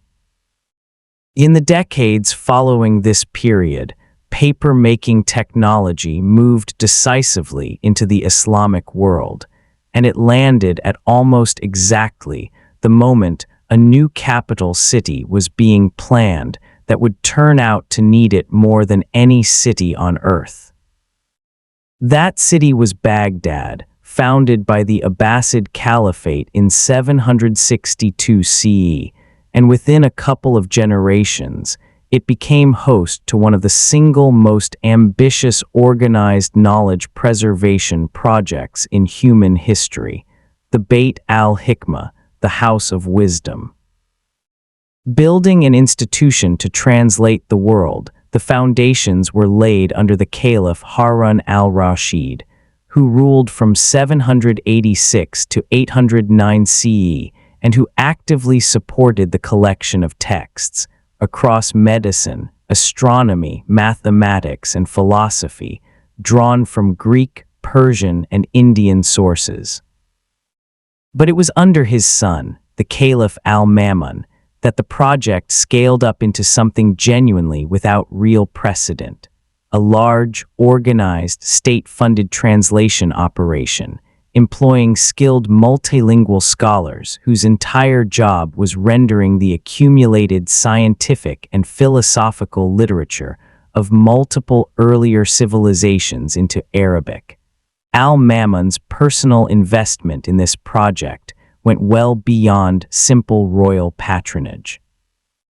He's recorded as having built some of the first dedicated astronomical observatories in Baghdad, and he's generally credited as the first ruler in history to fund and actively monitor large-scale, organized research projects involving entire coordinated teams of scholars working toward shared goals, essentially the first ruler to fund what we now recognize as big science, with himself as an engaged, hands-on patron rather than a distant figurehead. He sent scholarly expeditions abroad specifically to acquire texts, to the Byzantine Empire, to Sicily, requesting and receiving permission from the Byzantine emperor at one point to send Abbasid scholars to translate works held in Byzantine collections, the same Byzantine libraries we just spent a chapter on. One of the directors of the House of Wisdom was specifically sent to Constantinople for exactly this purpose. The roster of scholars who passed through Baghdad's translation movement over the following century reads like a who's who of the foundational figures of medieval science. Muhammad ibn Musa al-Khwarizmi, whose work on equations gave the world the term algebra, and whose own name, garbled through several centuries of Latin transliteration, eventually gave us the word algorithm. The Banu Musa brothers, engineers who built on Greek mechanical traditions. Yaqub ibn Ishaq al-Kindi, often described as the first major philosopher writing in the Arabic tradition.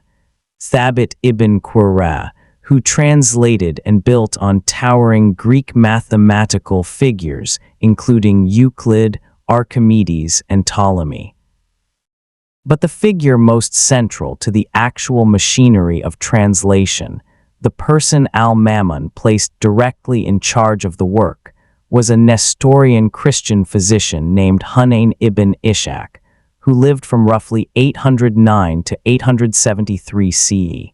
The most productive and most petty translator in history, Hunayn ibn Ishaq, is, by any measure, one of the great unsung figures in the entire history of how knowledge moves between civilizations. He was fluent in Syriac, Arabic, Persian, and Greek, and over his career he translated something on the order of 100 works directly into Arabic, with a particular focus on Greek medical writing, the works of Galen and Hippocrates above almost everyone else, though his output extended into philosophy and beyond as well.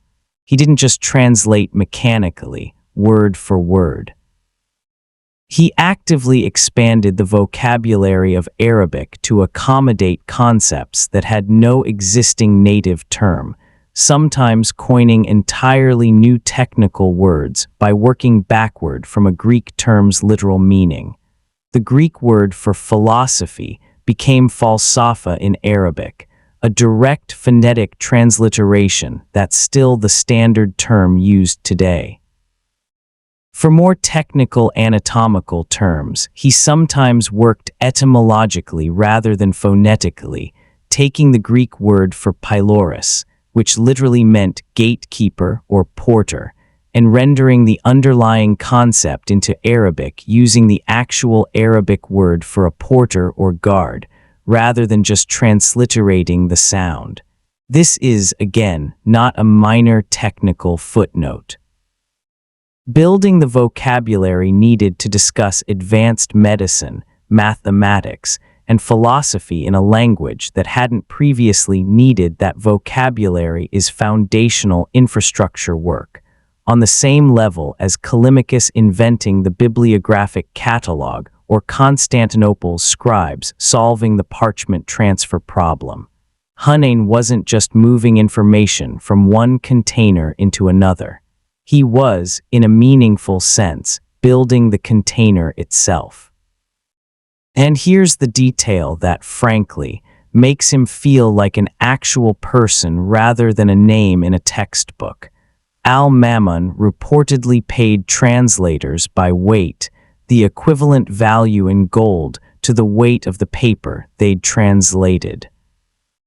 Multiple historical sources, with the kind of slightly scandalized tone ancient gossip tends to carry, record that this payment structure led to accusations that Hunayn deliberately used the thickest available paper and instructed his scribes to write in unnecessarily large letters with wide margins, specifically to maximize the physical weight and therefore the gold payment of his translated output.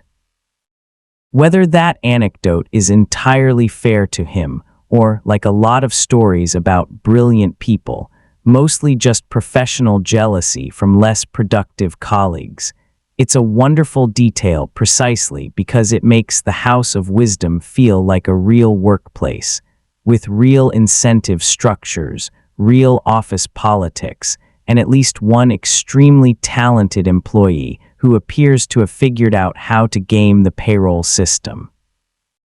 Genius and pettiness, it turns out, were not mutually exclusive in 9th century Baghdad any more than they are anywhere else. Why paper changed the math, none of this scale of operation would have been remotely as feasible without the technology that, depending on which version of the Tala's story you favor, either arrived suddenly via prisoners of war or spread more gradually through Central Asian trade contacts in the decades beforehand. Paper made from pulped plant fiber rather than treated animal skin or a specific Egyptian reed was dramatically cheaper and faster to produce at scale than either parchment or papyrus. The Barmakid family, an influential clan of administrators in the early Abbasid court, are credited with establishing the first paper mill in Baghdad, and once that kind of production capacity existed locally, the economics of large-scale translation and copying shifted completely. You no longer needed Egyptian papyrus reeds or a flock of sheep and goats, and the labor-intensive treatment process parchment required. You needed pulped fiber and water, locally producible pretty much anywhere with the right plant matter and basic milling infrastructure. This is the unglamorous economic engine underneath the House of Wisdom's entire output. A translation movement employing dozens of scholars across multiple languages, producing hundreds of complete translated works over the course of a century, requires an enormous, continuous supply of cheap writing material. Paper made that supply possible in a way papyrus and parchment, with their respective geographic and agricultural constraints, simply couldn't have matched at the same scale. The intellectual results of all this rippled forward for centuries. Translations and original Arabic scholarship produced in and around the House of Wisdom didn't stay contained within the Islamic world. They eventually made their way into medieval Europe, largely through later contact points like the Christian reconquest of Islamic Iberia and through Sicily, where European scholars gained renewed access to Greek philosophical and scientific texts that the Latin West had largely lost track of since the fall of Rome. Except this time often arriving with substantial Arabic commentary and original advancement layered on top of the original Greek material.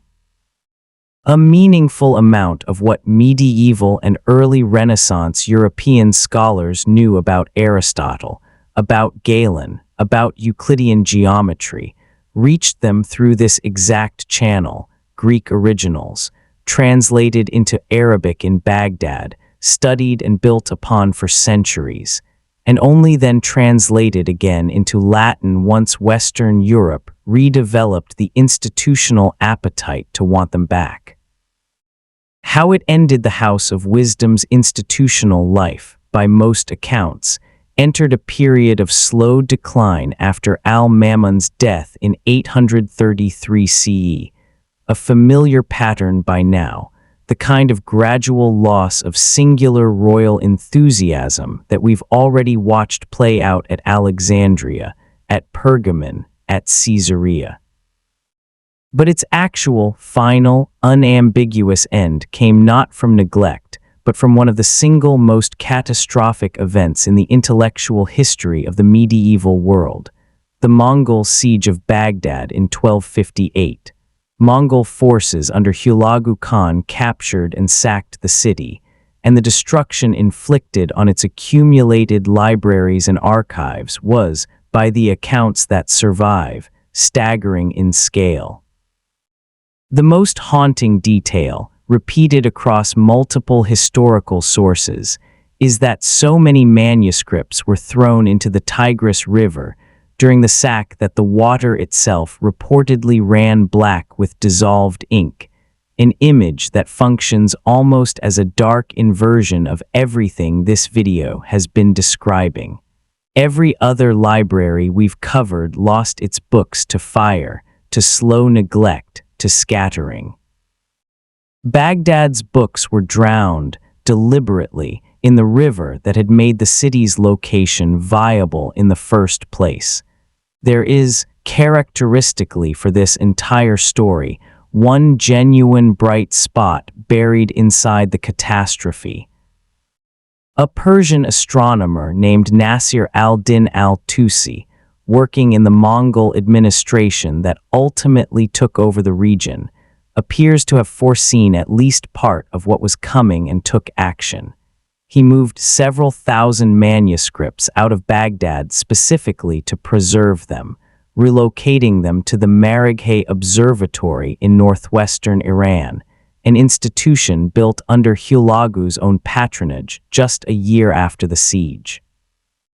It's a small, strange echo of the exact same instinct that drove Constantinople's emperors to fund a centuries-long copying project, and that drove Pamphilus to spend his life transcribing Origen's work by hand. When the threat to a collection becomes visible, somebody, somewhere, tries to get at least some of it out before the door closes. Sometimes it works. Al-Tusi's rescued manuscripts became part of the foundation for a new center of astronomical research that would go on to produce genuinely significant advances of its own in the following decades. Knowledge, quite literally, surviving its original home by being physically carried somewhere safer, one scholar's deliberate choice away from a river full of ink. We've now followed this pattern across roughly 2,000 years and 4 civilizations: Assyria, Egypt, Byzantium, and the Abbasid Caliphate. There's one more major stop before we bring this all together, and it takes us somewhere this video hasn't gone yet, out of the Mediterranean and Near Eastern world entirely, to a university in northeastern India that, at its height, may have housed more books than anywhere else on Earth, organized inside a library complex with the single most evocative name of anything we've covered so far: the Mart of Religion. 9 stories of Books. You are a 7th century Chinese Buddhist monk named Xuanzang, and you have just spent the better part of 2 years crossing some of the most hostile terrain on Earth: deserts, mountain passes, bandit-infested trade routes, on a journey from Tang, China to India, driven by a single, very specific goal: to study at a place you've heard described by every traveler and trader who's ever passed through it as the greatest center of Buddhist learning in the world. You arrive at Nalanda sometime around 637 CE, and even after everything you've heard, it exceeds what you were expecting. The complex sprawls across more than 20 hectares.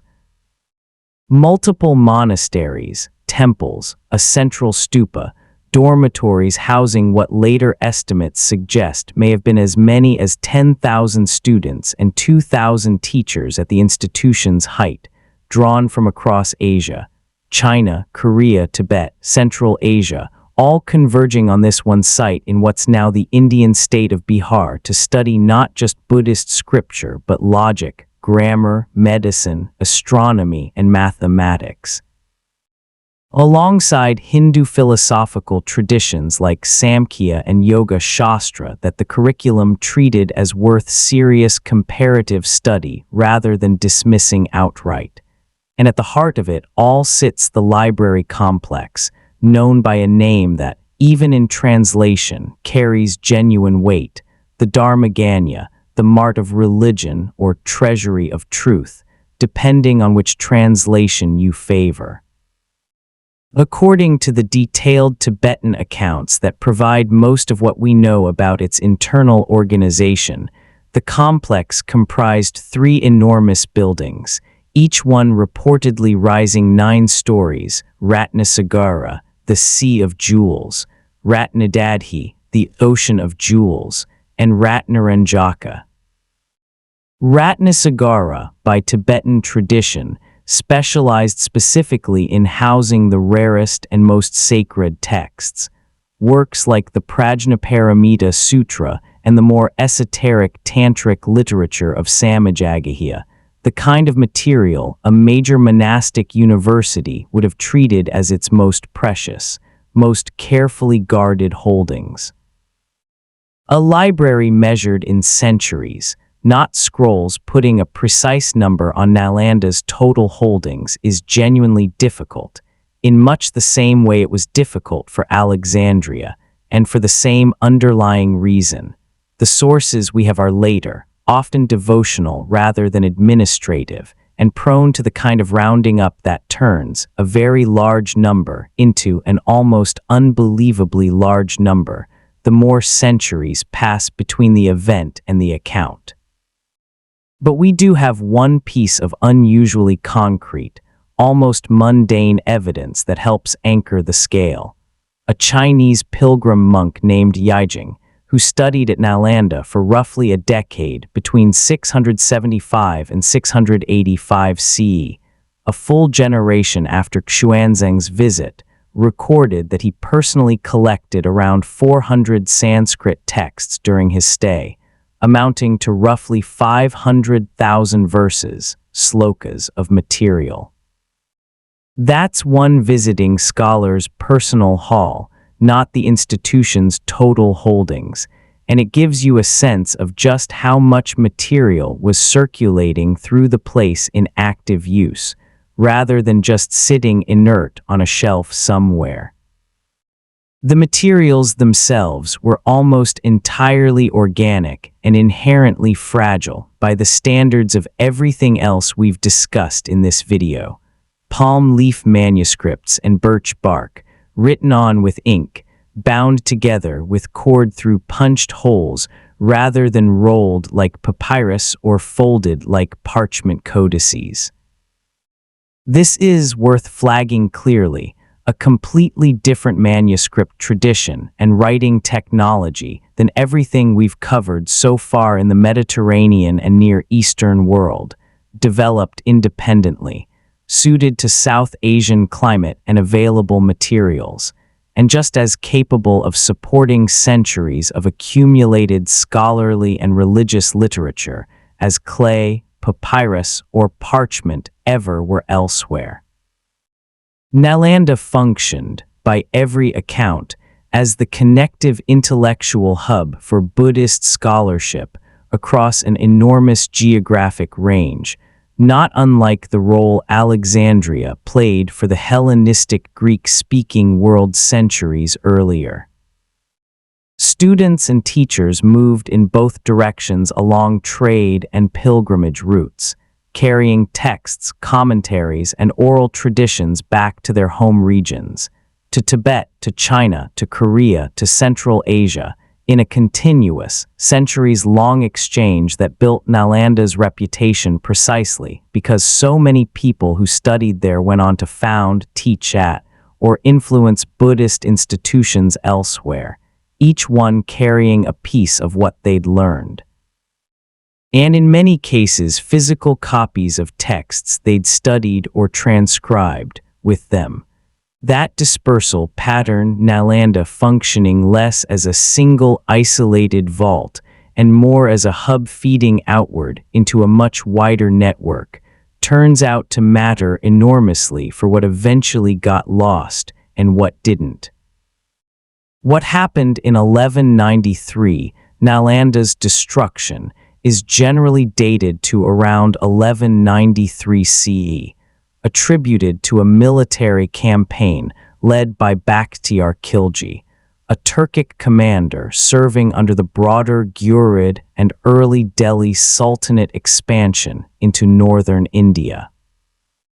The most commonly cited primary historical source for this episode is a Persian chronicle, the Tabakat-i-Nasiri, written by Minhaj-i-Suraj roughly 70 years after the fact, which means, as with several other dramatic destruction stories in this video, we're relying on an account written down well after the events it describes, by an author working from second-hand information rather than direct eyewitness testimony. What the chronicle and the broader historical tradition around it describe is a relatively small but effective cavalry force. Accounts suggest something in the range of a couple hundred horsemen, moving through the Bihar region as part of a wider campaign, attacking what the source describes as a heavily fortified site that Khilji's forces, by some readings of the account, may have initially mistaken for a military stronghold rather than immediately recognizing as a center of religious and educational scholarship, given how genuinely substantial and wall-enclosed Nalanda's physical campus was. Whatever the initial intent, the result, by every account that survives, was catastrophic. The monastic complex was destroyed, large numbers of monks were killed or scattered, and the great library was set ablaze. The detail that's repeated across multiple later accounts, and that should be treated with the same appropriate skepticism we've applied to similarly dramatic-sounding numbers throughout this video, given how often round, awestruck figures get inflated over centuries of retelling, is that the fire reportedly burned for an extended period, with various sources citing anywhere from several weeks to several months, simply because of the sheer physical volume of manuscript material there was to consume. Whether the literal duration is precisely accurate, or, like Seneca's 40,000 scrolls at Alexandria, an example of ancient and medieval chroniclers reaching for the most dramatic available number to convey scale, the underlying point still lands. This was an enormous, devastating, concentrated loss of written material, the kind of single-event catastrophe that several of our other libraries, Alexandria, Constantinople, actually managed to avoid through slower decline or repeated partial survival. Historians continue to genuinely debate the underlying motivations behind the attack: religious conflict between an expanding Muslim political order and an established Buddhist institution, straightforward military conquest and strategic consolidation of a region, or some combination of both layered together in ways that are hard to cleanly separate 7 centuries after the fact. Especially when our primary source is a chronicle written decades later with its own political framing to maintain. What's not seriously disputed is the outcome. Nalanda, after roughly 800 years as one of the world's preeminent centers of learning, never recovered. Other regional centers of Buddhist scholarship in the area, including nearby Odintapuri and Vikramashila, suffered similar fates around the same period, as part of a broader pattern of decline for institutional Buddhism across northern India in this era. What actually got out here's where Nalanda's earlier role as a hub, rather than a vault, becomes the most important fact in the whole story, and it's the detail that should genuinely reframe how you think about this loss.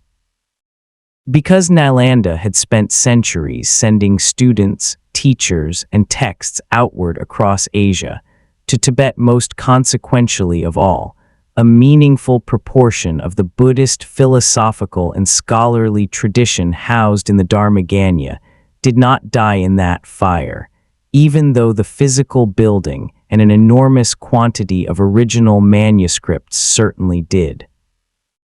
Tibetan Buddhism, in particular, had been actively importing texts and trained scholars from Nalanda and similar Indian monastic universities for centuries before the destruction, translating Sanskrit Buddhist literature into Tibetan with the same kind of careful, generations-long institutional commitment we saw Byzantine scribes apply to Greek classics. By the time Nalanda burned, much of its core philosophical and religious canon already existed in Tibetan translation, preserved in monasteries across the Himalayan plateau, completely outside the immediate physical and political reach of the campaign that destroyed the original Indian institution. This is, in miniature, the single clearest illustration in this entire video of the core argument running underneath every chapter. The building was never actually where the knowledge lived. The building was where the knowledge happened to be stored at a given moment, alongside the people who were actively using, teaching, and crucially copying it elsewhere. Nalanda's physical destruction was a genuine, irreversible catastrophe. An unknown but clearly enormous quantity of original manuscripts, philosophical commentary, and scholarly work was lost in that fire, permanently, with no surviving copy anywhere, and that loss is real and should not be minimized or explained away. But Nalanda's intellectual tradition, as a living body of thought rather than a specific pile of physical objects, survived its own building's destruction specifically because, for centuries beforehand, people had been carrying copies of it somewhere else. Today, the ruins of Nalanda sit as a UNESCO World Heritage Site in Bihar, and in 2014, a new Nalanda University was established near the original location, a modern institution deliberately invoking the name and legacy of the original that started with just 14 students and has been slowly building back outward ever since.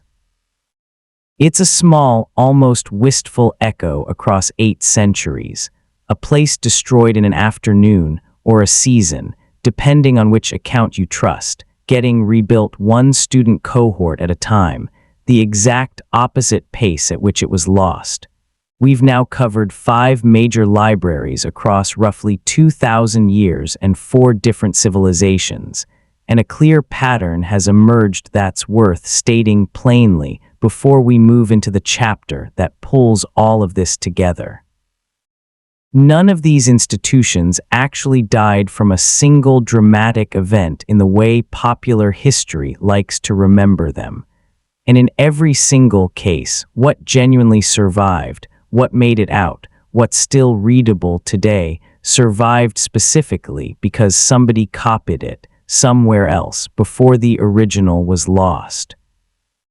That pattern reaches its most extreme, most institutionalized form not in a royal library or a translation academy, but in a much humbler setting, a community of monks in early medieval southern Italy who decided, almost as an act of religious devotion, that copying old books was itself a form of spiritual combat. The monks who made copying a form of combat picture a small, cold room in a monastery in southern Italy, sometime in the mid-6th century CE. There's a sundial outside to track the hours, a water clock for cloudy days, and an oil lamp engineered to refill itself so the light never has to go out mid-sentence. Inside, a monk sits at a sloped wooden desk, hunched over a sheet of parchment, copying out a Greek medical treatise line by line, his fingers cramping, his eyes straining in whatever light the lamp and the window between them can provide. He is not doing this because he finds Greek medicine fascinating, although he might. He's doing it because the man who founded this monastery has convinced him, with real theological conviction, that every single word he copies correctly is a wound inflicted directly on Satan. That man was Cassiodorus, a Roman aristocrat and senator who'd spent decades serving in the government of Theodoric the Great's Ostrogothic kingdom in Italy, before retiring from public life around 540 CE and founding a monastery called Vivarium on family land near Squillace, in the far south of the Italian peninsula. And Cassiodorus arrived at the project of book preservation from an angle none of our previous figures quite shared. Not as a king flexing imperial muscle, not as a scholar building a personal research collection, but as a former senior government official watching the institutional infrastructure of an entire civilization collapse in real time around him, and deciding, with a kind of grim, practical urgency, that somebody needed to do something about it immediately, using whatever tools were actually still available.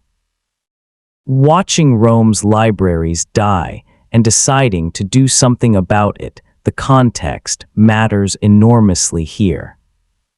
By the time Cassiodorus founded Vivarium, the Western Roman Empire had been formally dissolved for over 60 years, and the Italian peninsula itself was, at the exact moment of the monastery's founding, in the middle of the brutal, decades-long Gothic war between the Byzantine Empire and the Ostrogothic kingdom, a conflict that devastated huge swaths of Italian urban and rural infrastructure, including, by multiple accounts, the libraries and scriptoria that had previously existed across the region.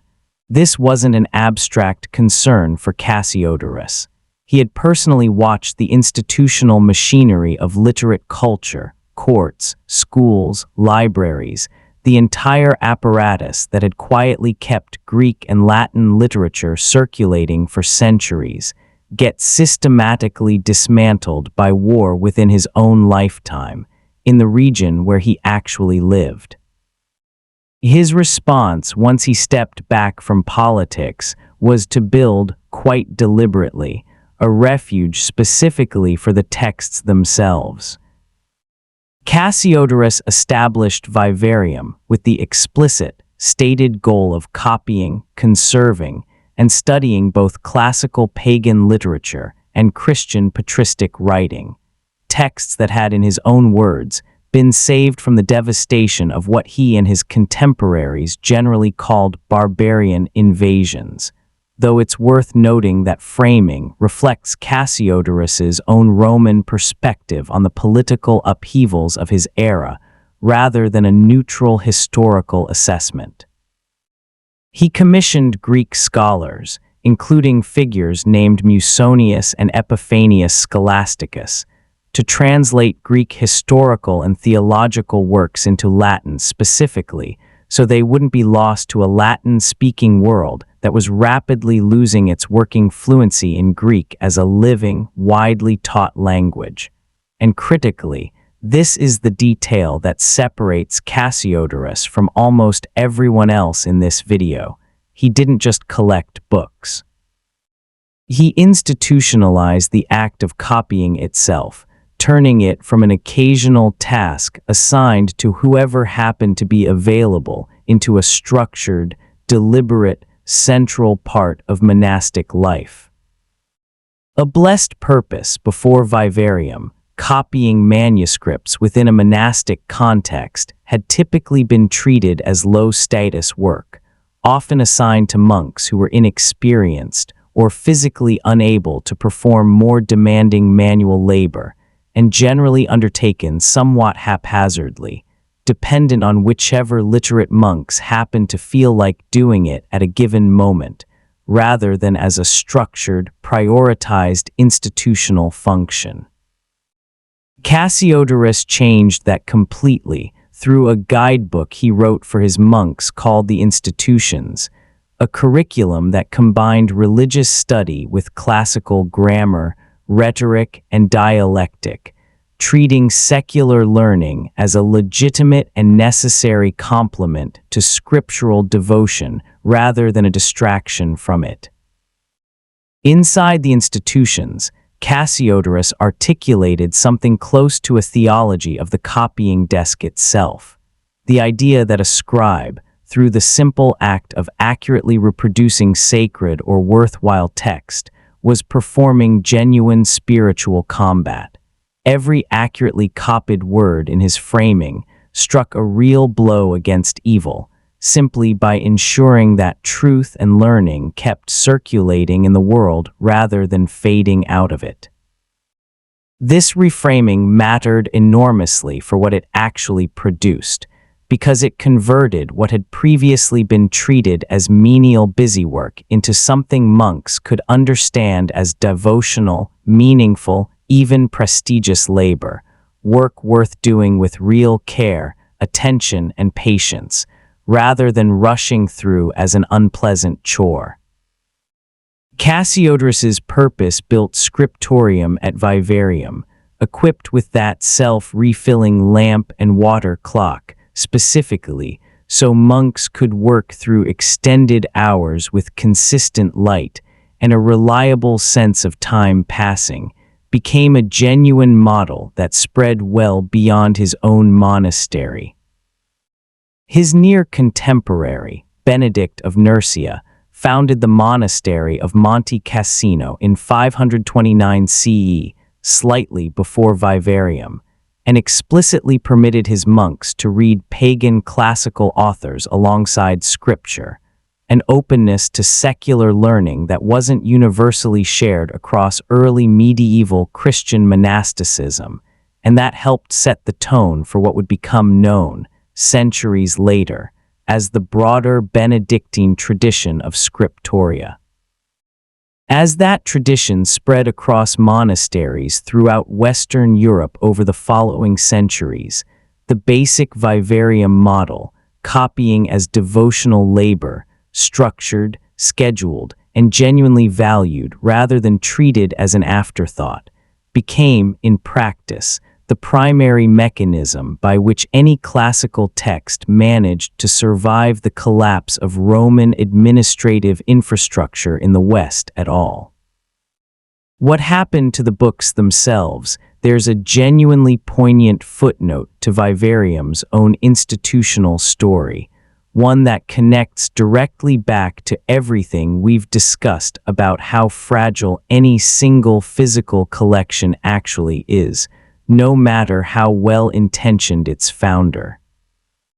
The library at Vivarium itself was apparently still active as late as 630 CE, decades after Cassiodorus's own death around 585 CE, but it didn't survive much longer than that as a unified, intact institution. Its books were eventually dispersed, with scholarly consensus suggesting most of them ended up scattered across the Lateran Library in Rome and a number of other Benedictine monasteries, including the Abbey at Bobbio, which had itself been founded by Irish monks who traveled to the Italian peninsula as part of a broader, genuinely remarkable wave of Irish monastic missionary activity across early medieval continental Europe.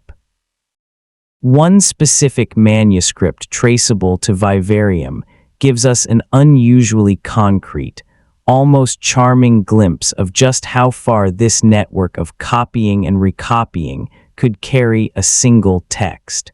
Cassiodorus had organized the production of a complete illustrated Latin Bible known as the Codex Grandior. Decades after Vivarium's library dispersed, this exact manuscript was purchased in Italy by an Anglo-Saxon abbot named Ceolfrith, sometime around 679 or 680 CE, and carried all the way back to his monastery at Wearmouth Jarrow in the north of England, where it served as the direct model for an entirely new manuscript, the famous Codex Amiatinus, copied by English monks working from Cassiodorus's original. Ceolfrith, by that point quite elderly, then attempted to personally carry this newly made copy back to Italy as a gift, dying along the journey before he could complete the trip, though the manuscript itself did eventually arrive, and survives today, remarkably, in a library in Florence. That's roughly 300 years and 2,500 kilometers of travel for a single book, passing through at least 3 distinct institutional homes, 2 separate copying events, and one elderly abbot's final, unfinished journey, and it's still here today in a library, readable. If you ever wanted one single physical object that captures everything this video has been arguing about how ancient knowledge actually survived, it's hard to find a better one than the Codex Amiatinus, not preserved by any single building staying intact, but carried physically by human beings who cared enough to keep moving it towards safety, generation after generation, monastery after monastery, copy after copy. What this actually bought us, in numbers, here's the sobering statistic worth sitting with before we move into the final synthesis chapters of this video. By the most widely cited scholarly estimates, something on the order of only about 1% of all literary works composed in ancient Greek and Latin have survived to the present day in any form. Of Aristotle's known output, we have roughly a third. Several of antiquity's most celebrated lyric poets, Sappho chief among them, survive today mostly as fragments, torn scraps of papyrus, quotations preserved inside other surviving authors' works, the occasional complete poem when we're genuinely lucky.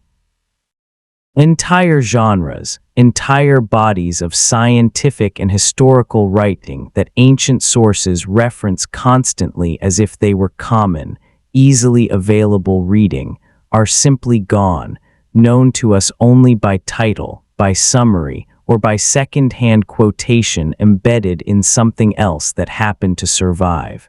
This is, by any reasonable standard, a genuinely catastrophic loss rate. But it's worth resisting the popular instinct to pin that loss rate on any single dramatic villain, not Julius Caesar, not a religious mob, not one specific conquering army, however satisfying that kind of story is to tell. The honest explanation is far less cinematic and, in its own way, far more universally instructive. Across roughly 2,000 years, in a world without printing presses, without any format that could be mass-duplicated cheaply, every single text that survived had to be hand-copied completely by a literate human being again and again, every few generations, indefinitely, forever, with no exceptions and no shortcuts.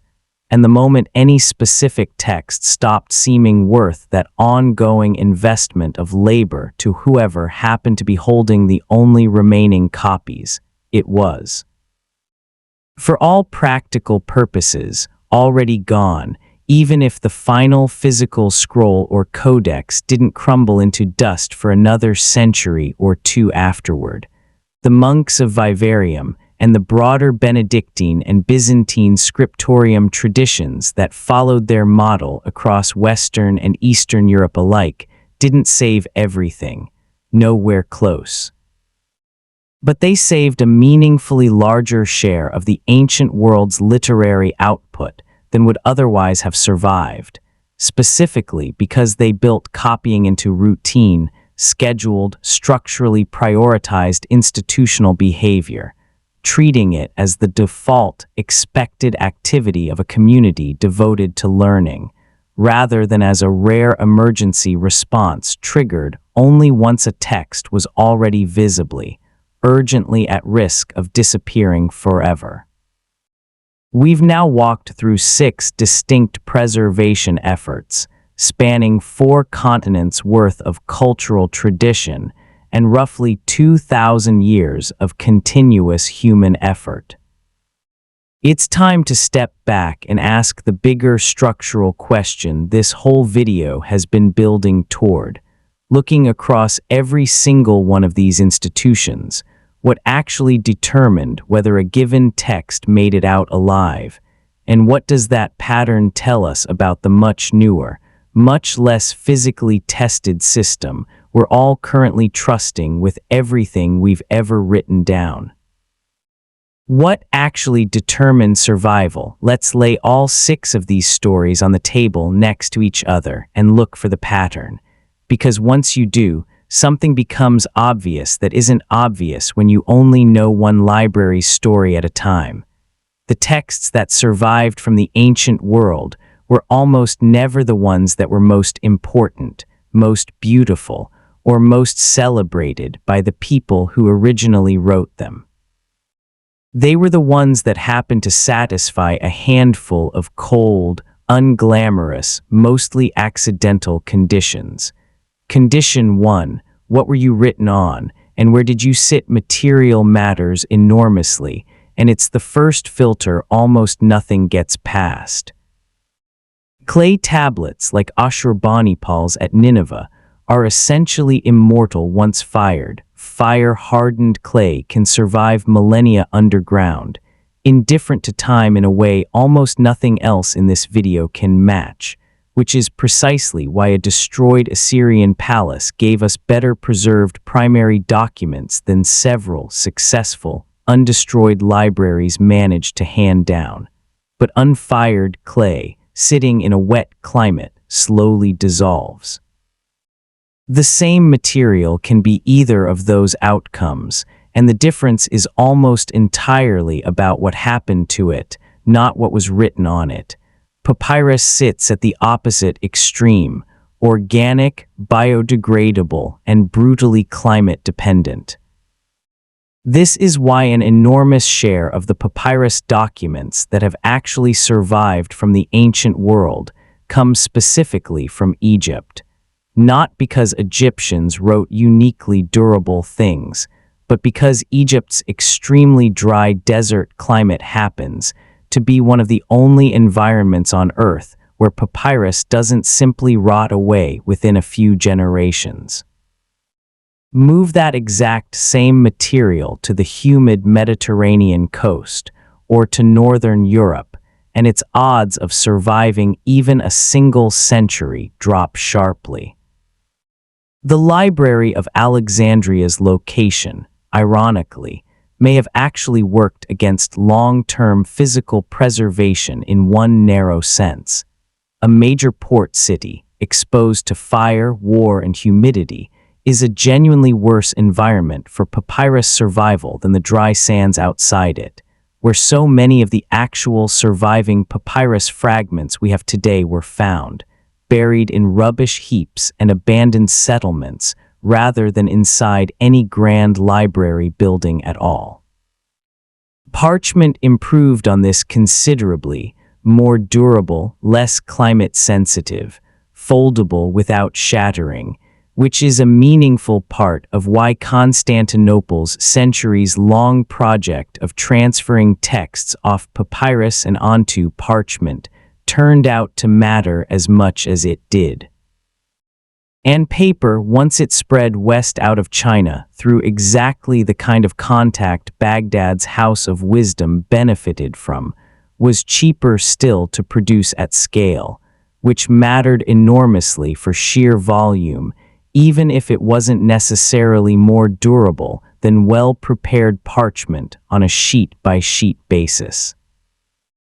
Palm leaf and birch bark, the materials underlying Nalanda's entire Dharmaganya collection, represent a parallel, independently developed tradition suited to South Asian climate and resources, just as vulnerable to fire and decay as papyrus, arguably more so, which helps explain why so little of Nalanda's original physical manuscript collection survives directly today, even accounting for the catastrophic fire that ended the institution. The blunt summary: material durability bought some texts more time than others, almost entirely independent of how good, true, or valuable those texts actually were. A mediocre administrative record on baked clay had better long-term survival odds, purely by accident of material, than a masterpiece written on papyrus in a humid port city. Nobody chose this outcome on purpose. It's just physics. Condition 2, how many copies existed, and how widely were they scattered? This is the single biggest factor running underneath every story in this video, and it's worth stating as plainly as possible.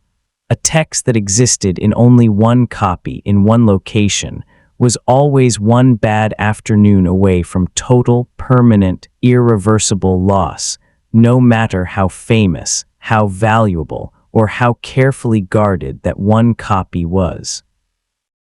A text that existed in dozens of copies, scattered across multiple cities, multiple monasteries, multiple linguistic traditions, had to suffer dozens of simultaneous disasters before it could disappear completely. That basic redundancy math explains almost every major survival and almost every major loss covered across the last 10 chapters. Nalanda's intellectual tradition mostly survived its own building's destruction, specifically because Tibetan monasteries already held translated copies of its core texts before the fire ever started. Constantinople's centuries of routine copying meant that a single catastrophic fire in 473 CE, despite destroying something like 120,000 volumes in one event, didn't erase Greek literature from the historical record, because other copies, made at other times, dispersed across other locations, kept existing elsewhere. Caesarea's library mattered as much as it did specifically because Eusebius was such a prolific, citation-heavy writer that even texts whose original copies eventually vanished survived in fragmentary form, quoted inside his own surviving books, a kind of accidental, secondary redundancy nobody planned for in advance.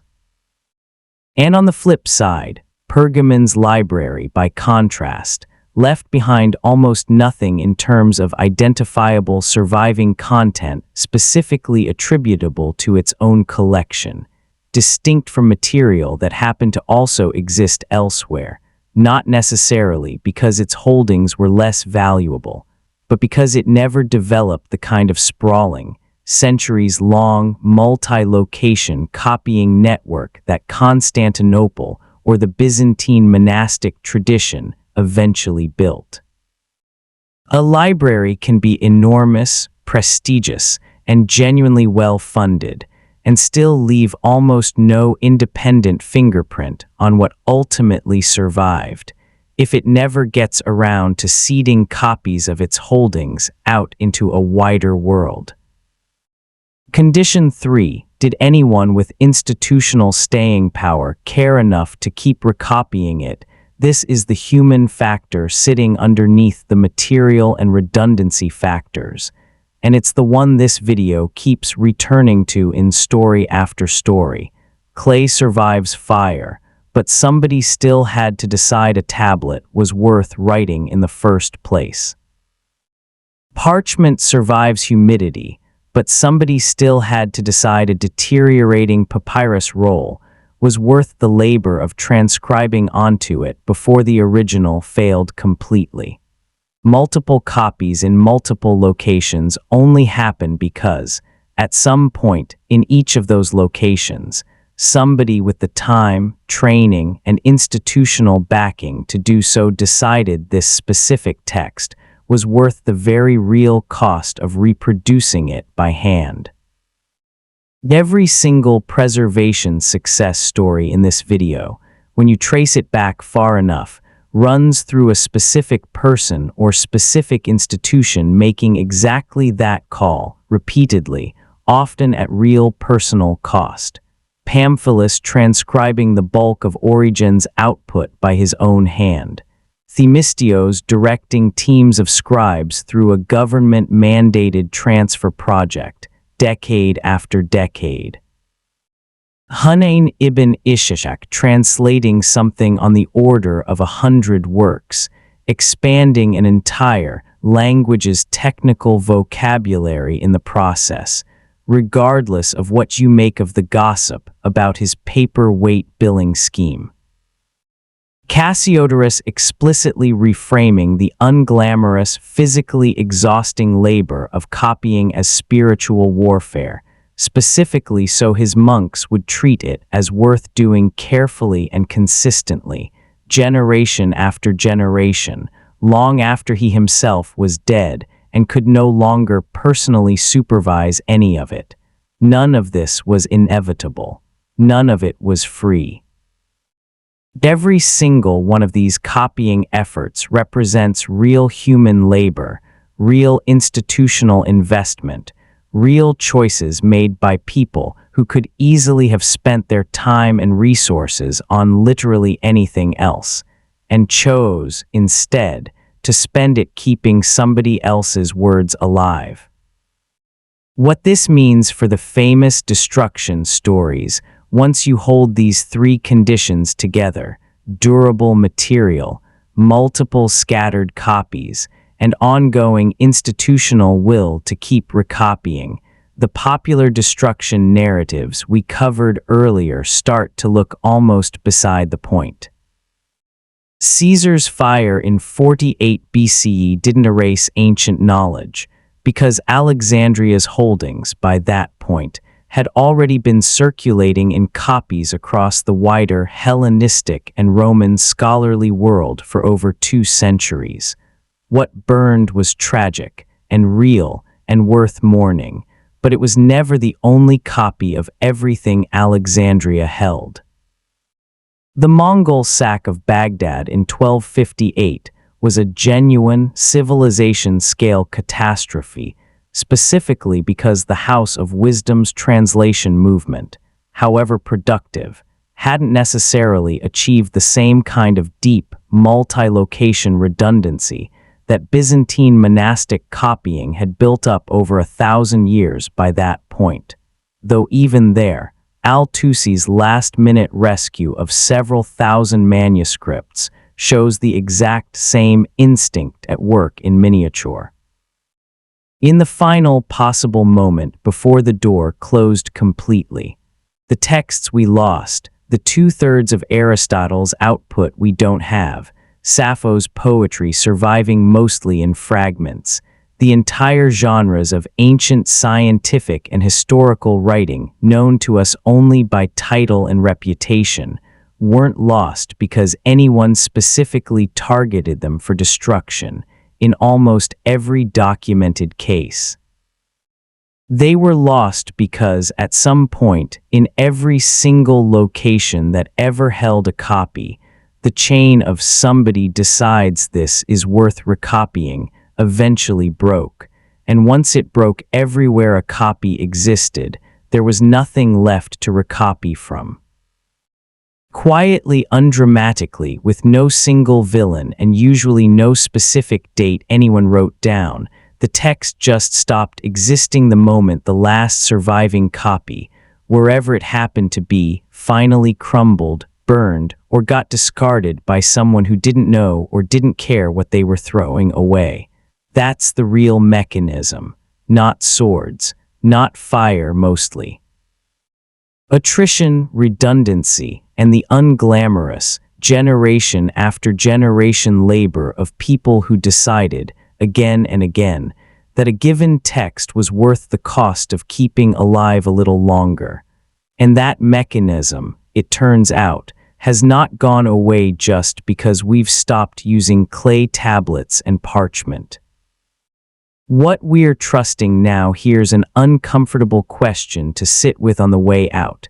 If you had to bet on which of today's digital archives will still be readable in 2,700 years, the same span of time separating us from Ashurbanipal's library, what would you actually put money on?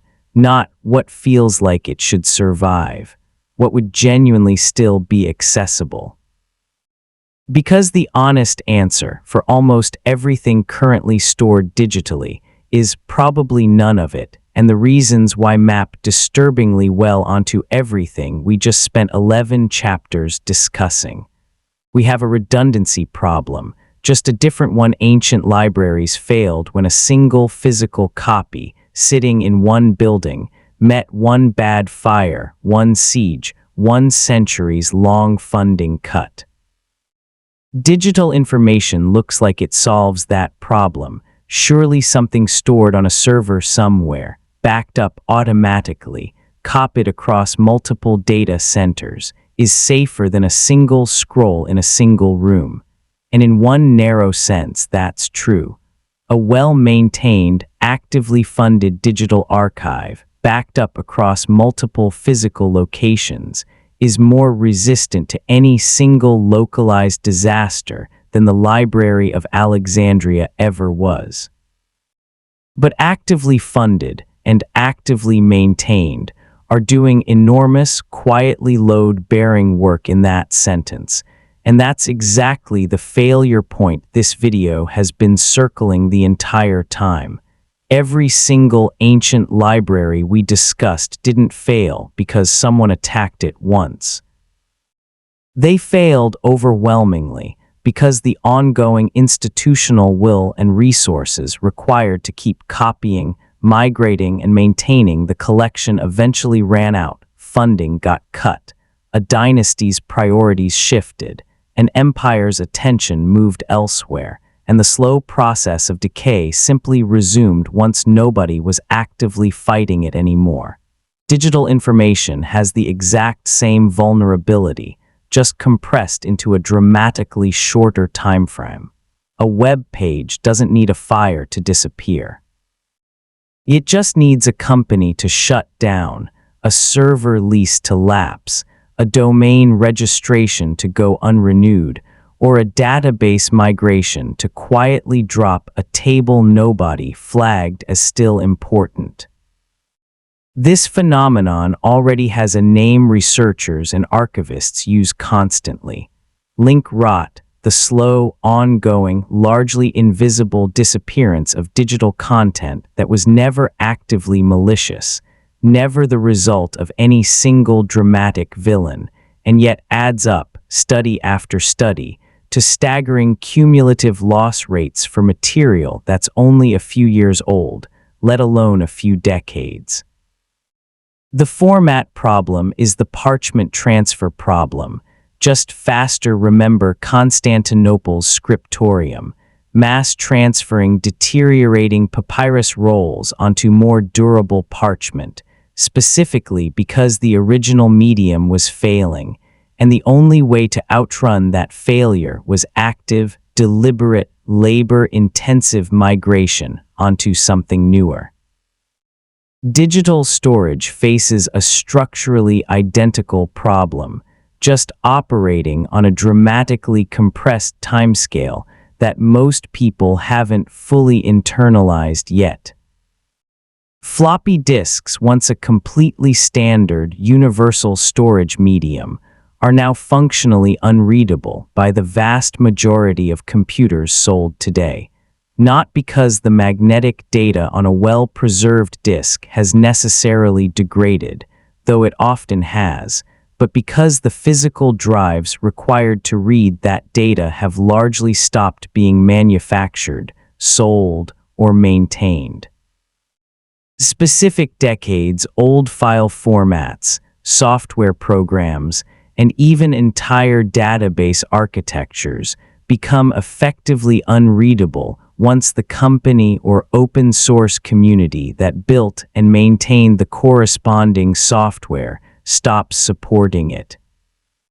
A clay tablet from 612 BCE is, in a very real and almost embarrassing sense, more immediately legible today to someone trained in cuneiform than a perfectly intact floppy disk from 1998 is to someone without access to specific, increasingly rare, specialized hardware.